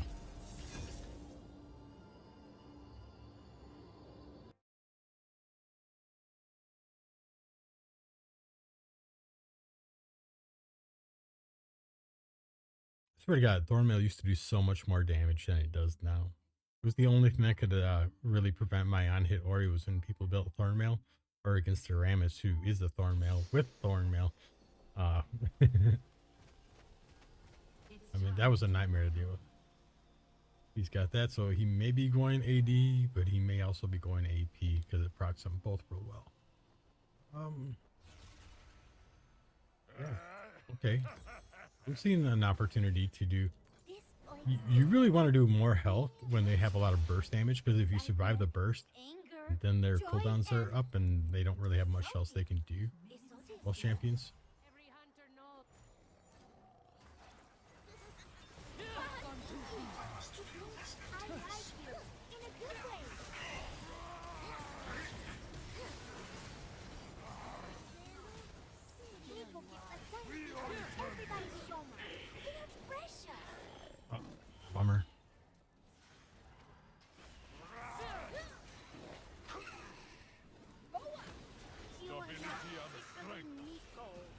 killed with the grass proc.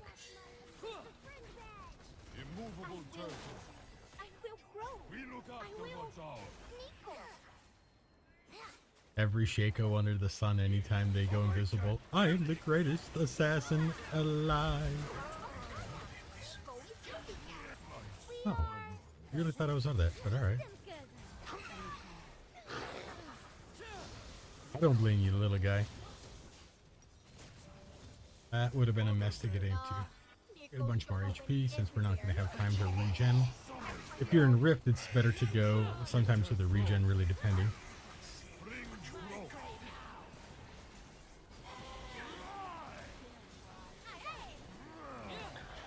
I think after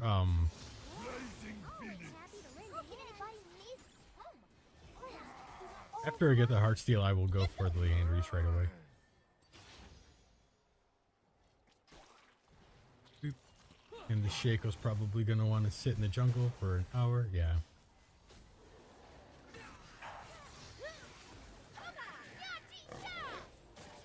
Nidalee, weird seeing you here. Nico misses you. Spring grow.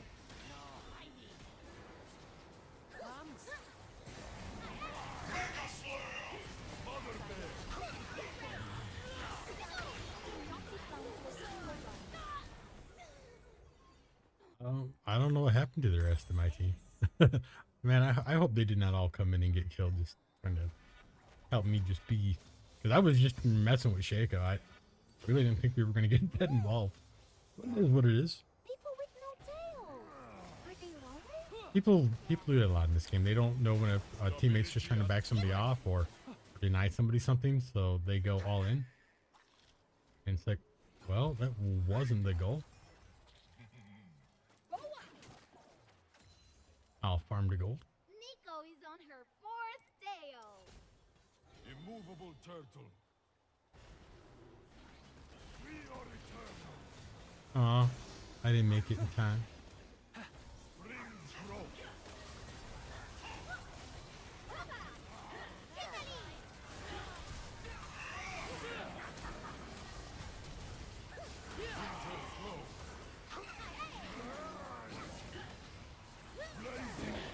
Yeah, I'm saving my E now, my snare, for when they run away, because they will inevitably just turn around. Got you. Pick up the pace. After what's ours. Summer flame. Oh, she has Triumph. She healed. If I had known she had Triumph, I wouldn't have even tried. They knew I was going to die, but I was hoping then I would get that she died of the burn afterwards.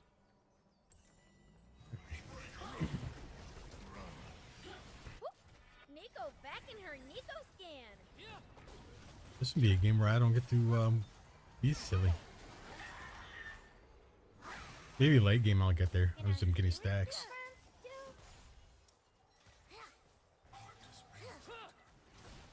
What to do now?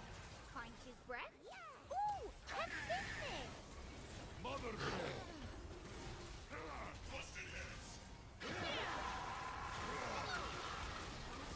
Immovable turtle. We look after what's ours. Stability and strength. I feel like he doesn't know what he wants to do here. Very sharp all around me. Like bugs. Summer's flame. Winter's glow. Wow, that was a long one. Got my grasp sack. Nico gets magic on you. Shoot, shoot. You fell for it. Get the Barrier gang. Saving the barrier until the right before. Unless you're not, if you can't get the kill, then don't waste it at all. everyone But yeah, saving it right there just baited him so hard. He was so confident he had that kill. Absolutely, he did not have that kill.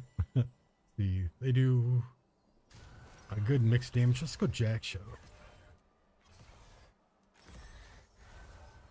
Jack Show's gonna give us a lot of resistances, some health. The flowers and the rocks everywhere. Thank you. That moment you don't realize that the person wants you to go on them. Oh man, I fat fingered my E, didn't go off the first time I cast it when she first was coming at him. Do not get close. Why did you not listen? Nico is not going to be here when the others arrive. Oh, whoops. Hey!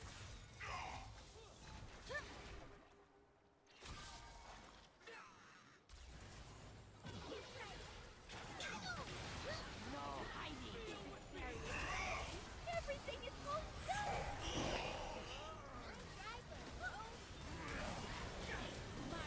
We look after what's ours. Oh, she got me with the ignite.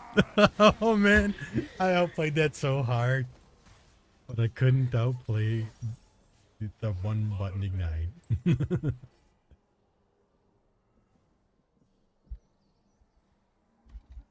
Springs grow. Play smarter, not harder. over. Back to work.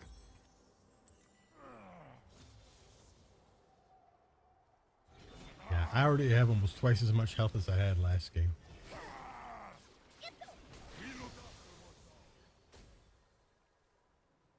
Beauty shines from inside. Could you tank? The heart dances.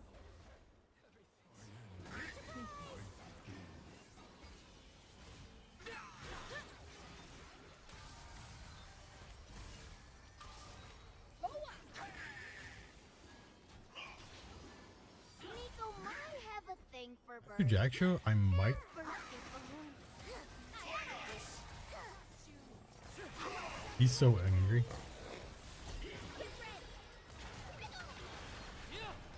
Quickly. I have to back off. They're putting a lot of muscle on me. If Nico becomes Nico, what does she look like?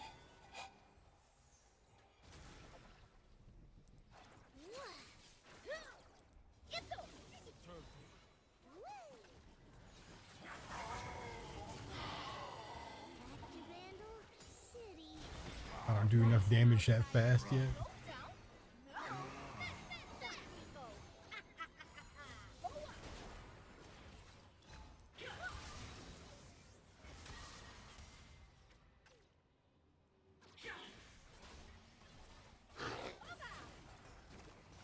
As I sharing memories, colors, feelings is magic. I did more damage to her than she did to me. Blazing Phoenix.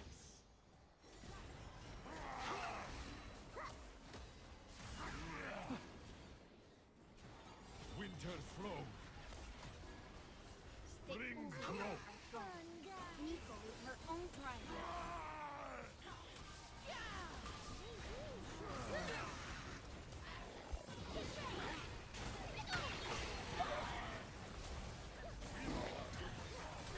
Same luck next try.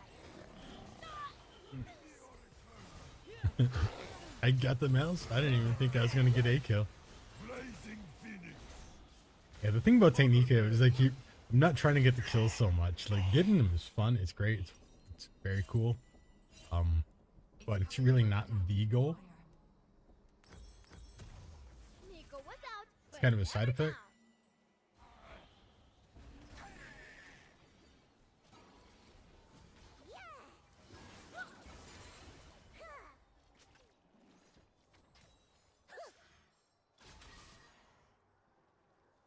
Survival means Mother Bear. Doesn't really tell me how much damage per save our steel has We done. are eternal. I don't think. Summer's Catches like a max range knit spear and it barely does anything. Nico knows you. blazing Phoenix.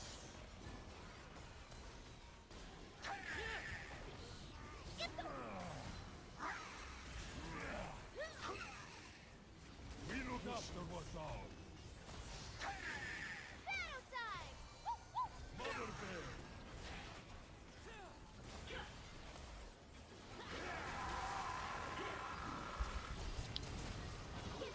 Immovable Man, every time that guy's going for me. I really thought my team was gonna do something more there. But I mean, it's fine. It's not if we lose, but he's got a big heal going on. Hey, we did win. Good job. I pulled as much aggro as I possibly could, and we were still about to lose. That's wild, man. I don't know if it's Anthony Wild Man, but it's Wild Man. We'll give up some to Udyr and some to Hui. Honestly, everybody did a really good job.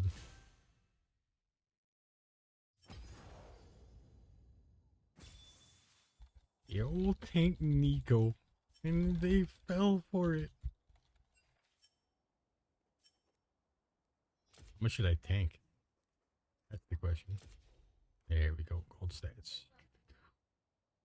53,000 this time. Tanked even more damage than last time. That tends to happen when you have more health to last. And they have a mix of damage that makes it different. So I actually did more damage too, because Heartsteel does more damage. If you go to runes, I can show you like, oh, Grasp, actually I got 500 damage more in Grasp because facing tanks who want to be up front. Once they realized they were getting their butts kind of kicked. I shouldn't have had Shield Bash. I don't. It's from Ori. Because I was playing Ori tank. I kind of want to switch it up and just be funny. I want to go Teemo this time around. Tank Mo. I don't think it'll work the same as it will in the Rift whatsoever. But I think there's a way I can play it. So Font of Life is only on immobilizing, so I want crap. Demolish isn't gonna work either. Do I have anything that can give me a shield? I could go Sterix or something. I could go something. I could build an item that gives me a shield. Or no, I've got the shield shielding knight summoners. So yeah. So I can get the proc from that. It's not gonna be huge, but it'll be damage.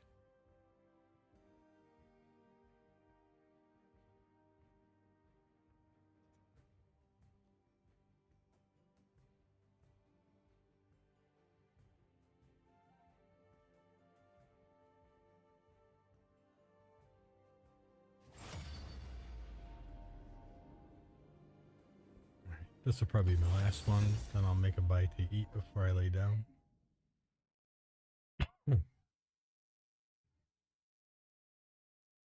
I don't think I'll be doing photography this week much, just with the friggin' weather. Not that it's not nice enough weather out there. It's beautiful weather for the most part, but my allergies are just killing me. And when I go out on the trail, my eyes are just constantly on fire. They start spasming. The muscles start spasming in my eye socket, which is, as you can imagine, not a great time. The big hits. So yeah, I can go. Goggles, check. Steal first. Hat, check. Mushrooms, check. Okay, armed and ready. You look like you could use some Phew. help. So I will probably build a Heartsteel into Leandry's, into Jackshaw. There's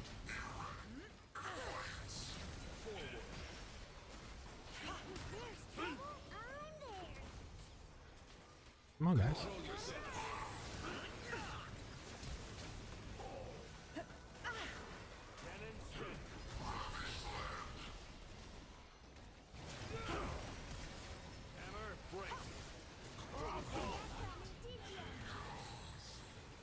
Got a kill. Got another kill. Not see that coming. Got another kills. Another one. That guy was getting a little irritated there.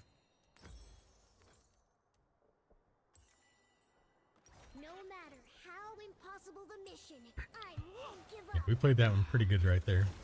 I'm not gonna lie. Not perfect. I mean, I probably could have gotten out.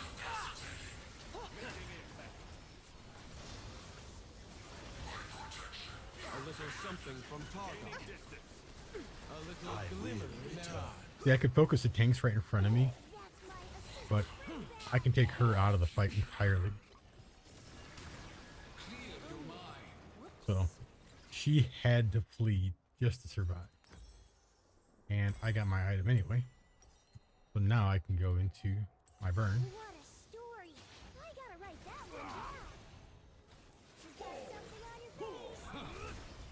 Embrace the combat.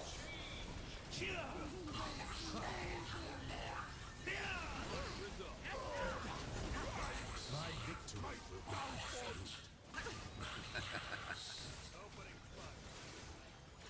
absolute. Fear makes me hungry. Hey, you're so disappointed already. How could I lose? See, I'm not going to stack my Q much in the beginning because it's mostly a utility for me Everything is better than mushrooms. with this build.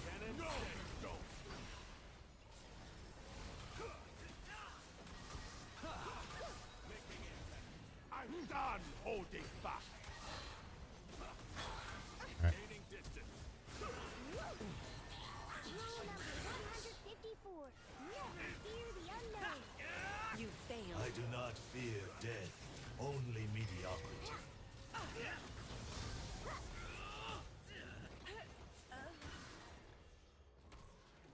Got them both.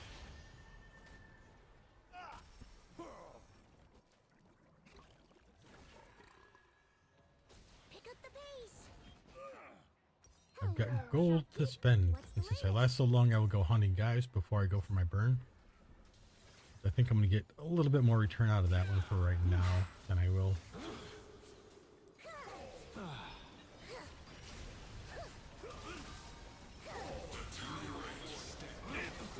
Yeah, he wasn't ready for that kind of extra damage.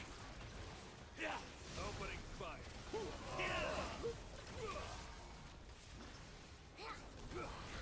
Making impact. Frightens the timid.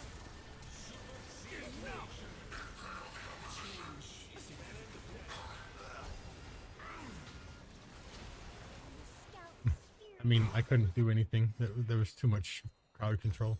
I wanted to do the things, but the things could not be done. We must serve right. I'm actually tempted to go play to the Rune King before I go back and Them with our go tank again.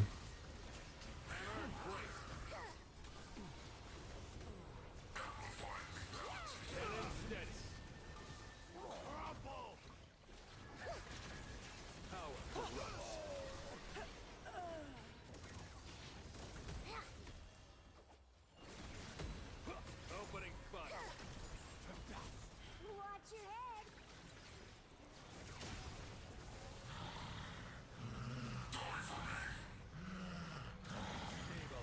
Yeah, I'm just gonna head out as much as I can.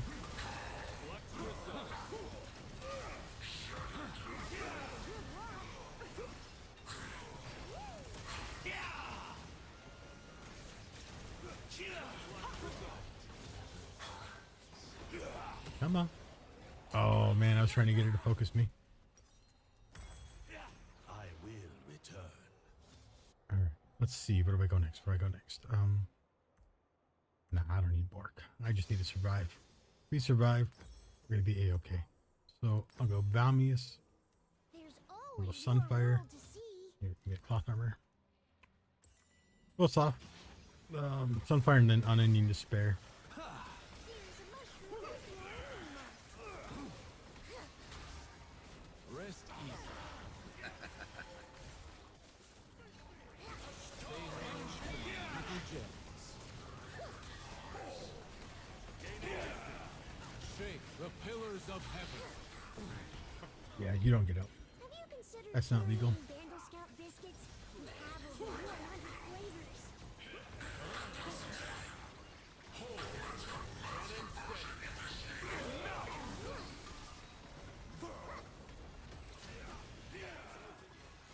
Those pop caps sure are something. I predicted that so hard with that shroom. Flux resolve.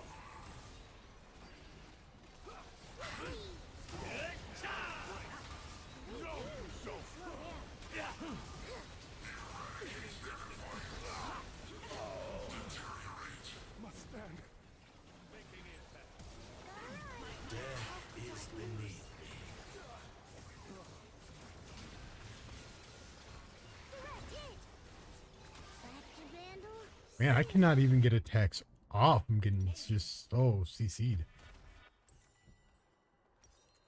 They just constantly interrupt my autos.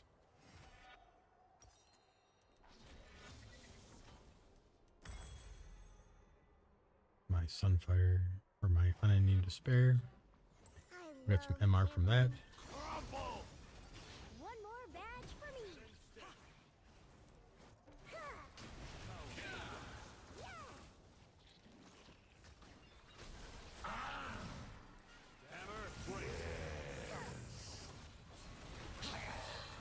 Flux resolve. Stabilize. I'll scout ahead.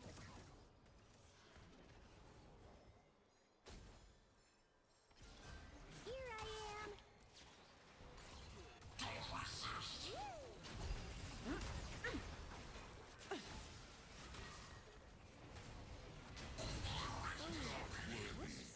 What does he have that is doing that kind of damage? Or is he just Skarner? Yeah, he's just Skarnery.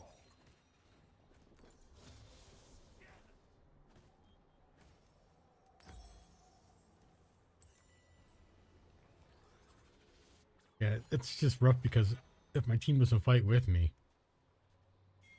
then it becomes moderately pointless.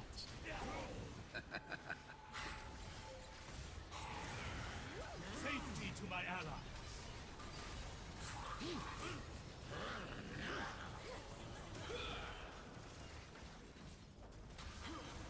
That's gotta stay. And we're just gonna lose a ton of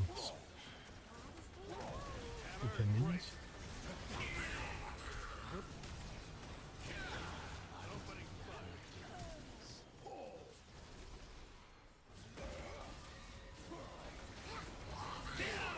Watch your step. Flux resolve.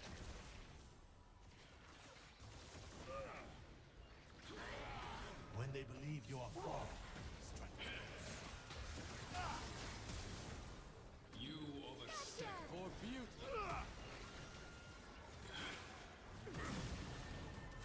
Gems are wonderful distractions.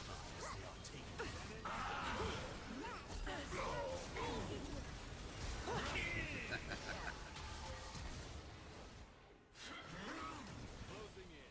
With this purchase, I'll get my responsible consumer badge. Opening fire. Vigor. Splitting.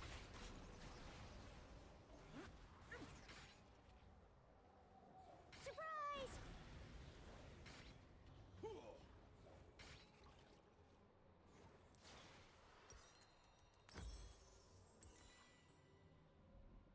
Basically, any champion can become a tank.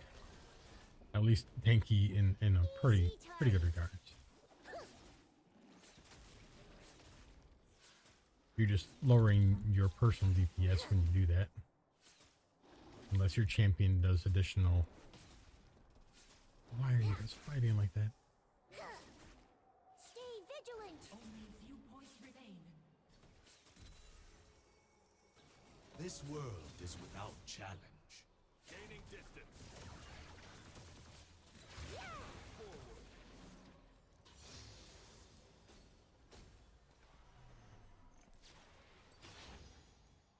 There, I got my tier 3 shroom.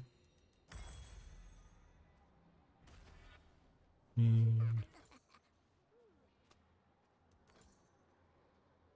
the game's never going to last long enough, but it would be unending despair last. Embrace the cosmos. Divine intervention.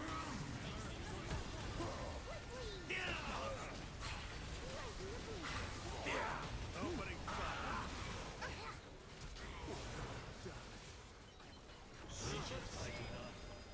Couldn't get through the blinder.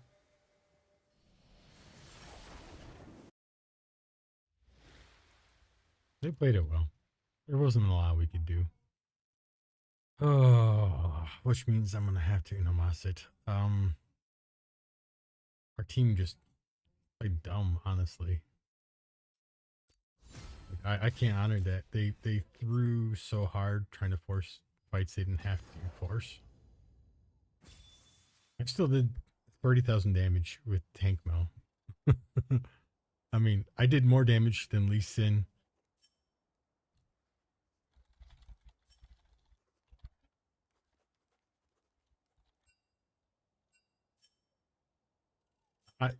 I should not have done more damage than Cassante deals insane damage as a tank, which tells me that Cassante was focusing the wrong people. As he got 4 kills with that, I got 4 kills, and like, so we have almost the same kill participation. He has slightly more kill participation, but way less damage. Like, they were focusing the everything. I bet you if I look, I'm not going to look yet. But I bet you if I look, I'm going to see a ton of damage to Delta Taric and a Skarner, and almost, and that was going to equivocate to the low kills that's dealt to her. There's probably going to be a ton of damage out to Kane too, because he's tanky as well. So they focused the ever living crap out of people who are tanks. So if I look down, make the stats there, right? If I look down here, yeah, tank took a bunch of damage, tank took a bunch of damage, tank took a bunch of damage. So yeah, they dealt no damage because they weren't focusing on, like, I was focusing on her and trying to get damage on him, and I did deal damage to him, but I wasn't focused on the tanks. So that was a major problem on my team's part, is they're focusing the wrong people. We're gonna do this one more time, but this time I'm gonna actually go damage my runes. So let's do I think this one I have, no, this one, where I have a ton of haste in the setup. Do more haste there. Got haste there. That's gonna give me more haste on my ultimate.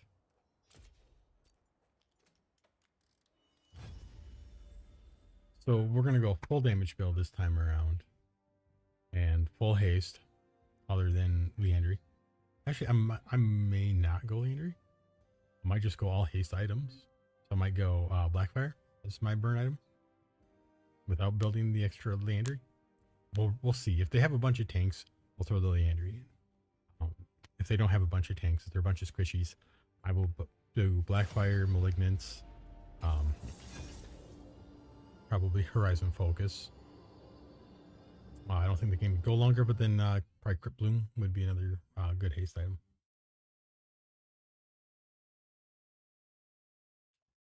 So 13. Garen with Conqueror, Trundle with Conqueror. So they're not tanky per se. They're heavy, which we can deal with pretty easy, honestly, as long as we play swift. I'm gonna build this first. Goggles, check. Hat, check. Mushrooms. I used to play Teemo as an assassin and just straight up hide places.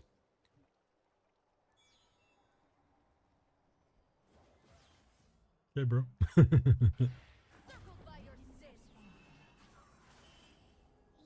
like you Like could right use here, some help. nobody knows I'm here. I can sit here for a year and nobody will be able to respond to it.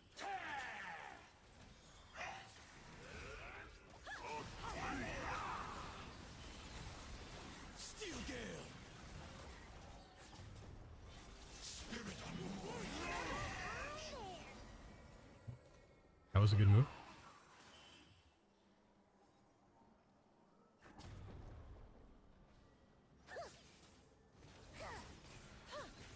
You look like my pet Fluffy. He was a Just keep procking my comment on him. Runs away. Flow with harmony.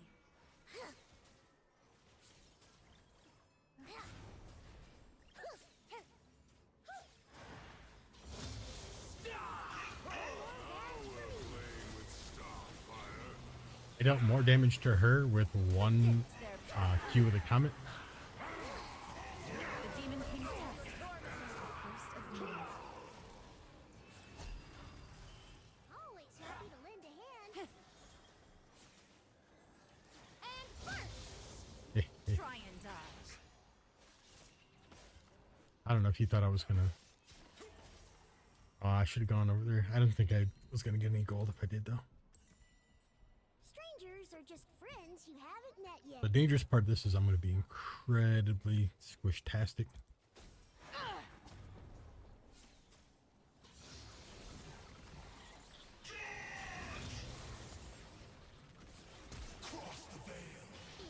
It's mushroom time! Mushroom time! Rise!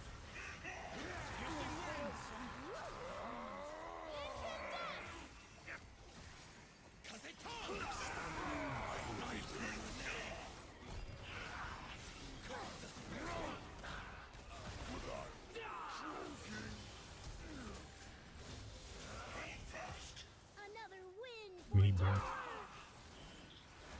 How did he not die? I walked her over to my shroom.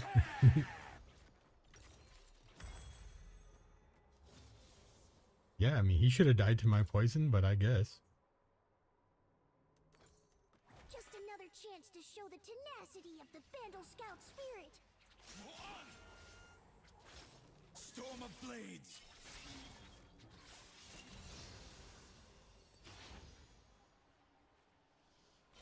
Nowhere to hide.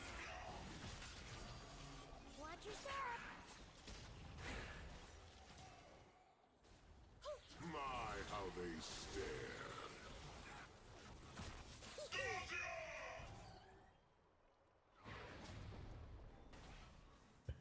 I'm gonna go back and find my next thing real quick because I don't have any shrooms on hand. Bandle Scout And I really isn't need to get just those a out. title, it's a way of life.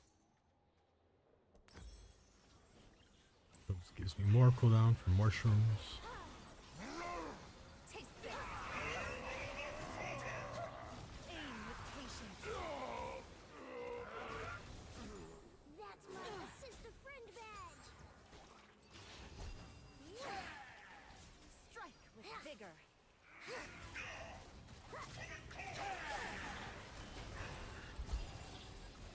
Scout Stars are best viewed lives from a on. distance. Storm of blades.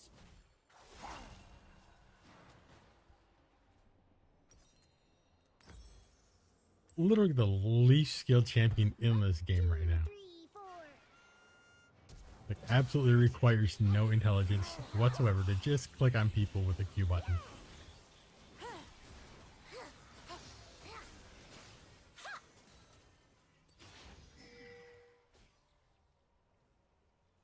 Gotta stay quiet. Nuclear shrooms. Woo.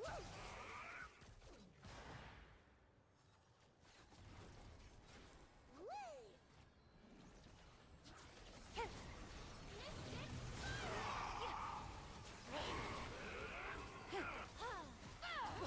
Let's play again.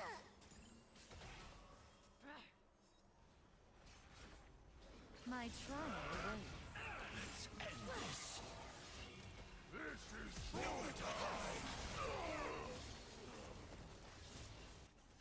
If you can play where they're going to be, not where they are, you know, it's just going to give you so many more wins that way. Or in some cases, play where they're not going to be. You know? I pledge to uphold the Vandal Scout way and serve Yordle kind each and every day. Look here.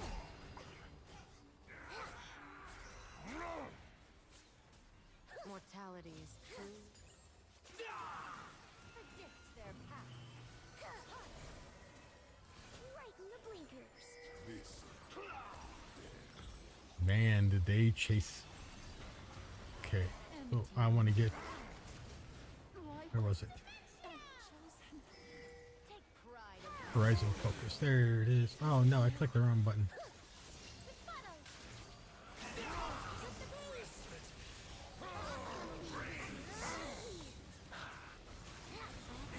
shall inscribe this moment. He just queued me, or no? It's Saul. I blinded him. There's no way he could have queued me.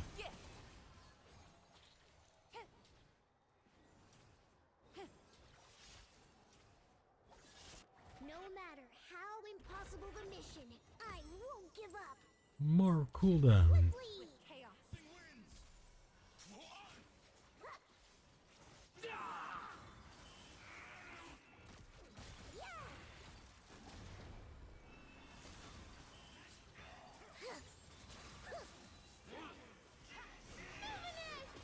Yep, I'm going back to base. Me and my 10 health are not going to fight with that. Have you considered carrying Vandal Scout biscuits? We have over 100 flavors. I love Timo's lines. Most adorable shit.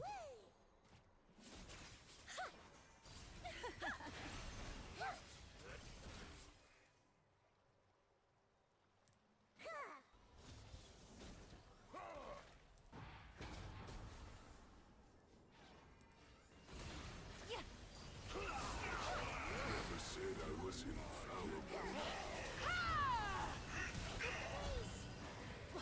Vandal Scout is ready to roll. Don't be nervous. How did he dodge my shroom there? He didn't have vision. Swiftly. He just walks right around it. I'm not saying he cheated. I'm just saying like that was the weirdest interaction.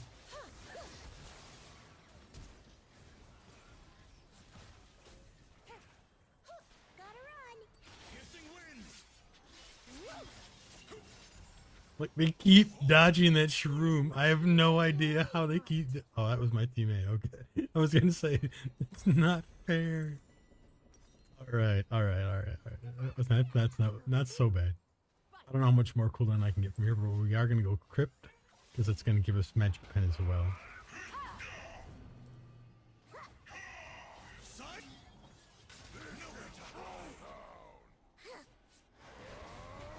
Oh my god. Look what you make me do. The sneaky Marchu. I didn't see that coming. Not from a mile away, not from an inch away. Everybody's playing this game so cautiously, this game might actually last. It's hard to say. That was tough, but I'm tough too. Yeah. Woo.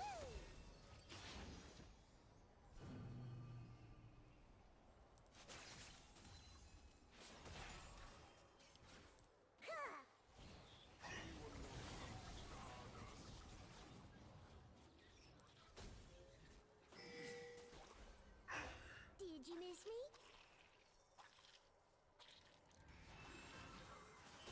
Storm of blades. Everything is better with mushrooms.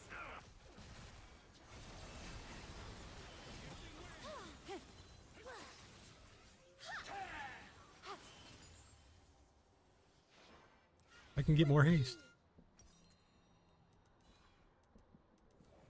Shush. It either walks too far or it doesn't walk far enough, no matter if I click that one spot or not. Demons in strength.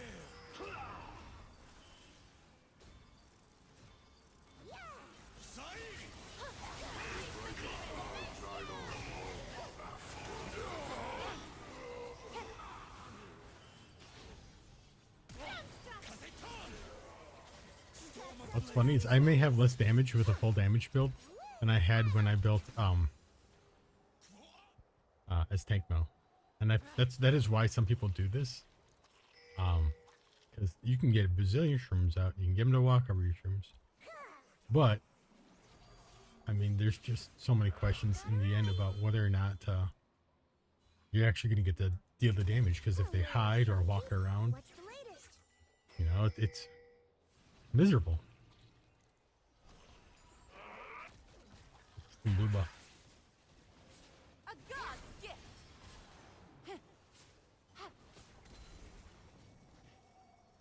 158 haste. Vigor. I'm a fun guy.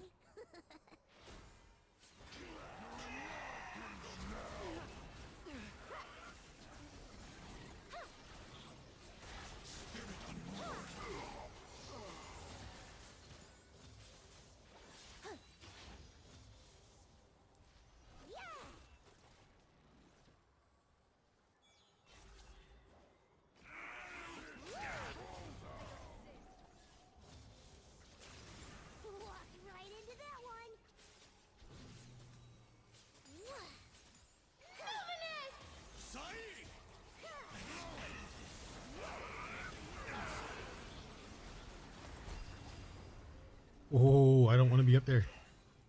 Gonna leave this right here. Yes, we are, Tima. All right.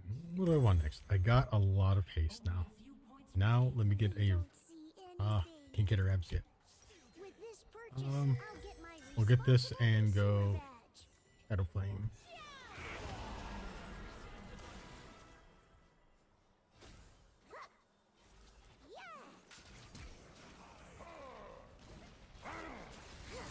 Activated.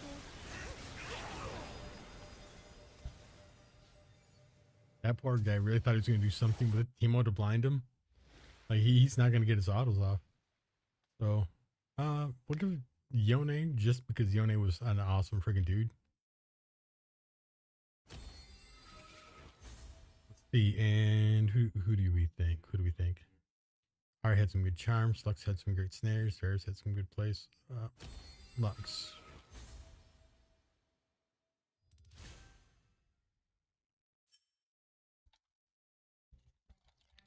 And that's actually a 1 because they had a team comp that could have definitely beat us. Yeah, I did way less damage than I had when I had tank mode because I was able to get in and do sustained damage versus just trying to rely on the burst and the few hits I could get in. So that's the difference. That's why I like playing some things as a tank sometimes because I know I'll be able to last longer and do sustained fights and do more damage. It just is what it is. But we didn't have to do a lot of damage because these guys didn't actually go very tanky. Trundle started to, but he made the mistake. If he'd gone like Ravenous Hydra or something, they give him more heals, he may have been able to do better. But he went full resistance, and therefore, what damage he could do, he couldn't do anything, because I was able to blind him, and it just annihilated his functionality. Yeah, they both went tank-ish, but wrong. If they'd have gone with bruiser items, they would have gave him HP, it would have gave him damage stats, and they would have been able to survive a lot of our burst and deal a lot of damage. They could have added Mercurial for any of the CC cleanse. I mean, yeah, they misplayed the hell out of what they were doing. They relied way too much on their backline, and once we backed off and didn't allow them to do that, we were gonna win that one easy. All right, that's all I got for you guys tonight. Check the runes real quick. Advanced details, runes. So Comet did 1500 damage. That's actually more damage than my grasp did in either of those games. Cut down did 1200 damage. That's more than neither one did in those games. Leandry's probably would have added quite a bit of damage onto it. I know Blackfire did some decent damage. I know Malignance did some decent damage. I didn't go with an ideal damage build. I went with an ideal get shrooms out there build because it's hard to get enough shrooms out there in this game mode. By doing it the way I did it, I got more shrooms out, which caused more chaos and made more uncertainty in how they were playing, how they were trying to maneuver or chase. And I like getting in people's heads. I like playing head games more than I like playing just straight linear. So that's what I play.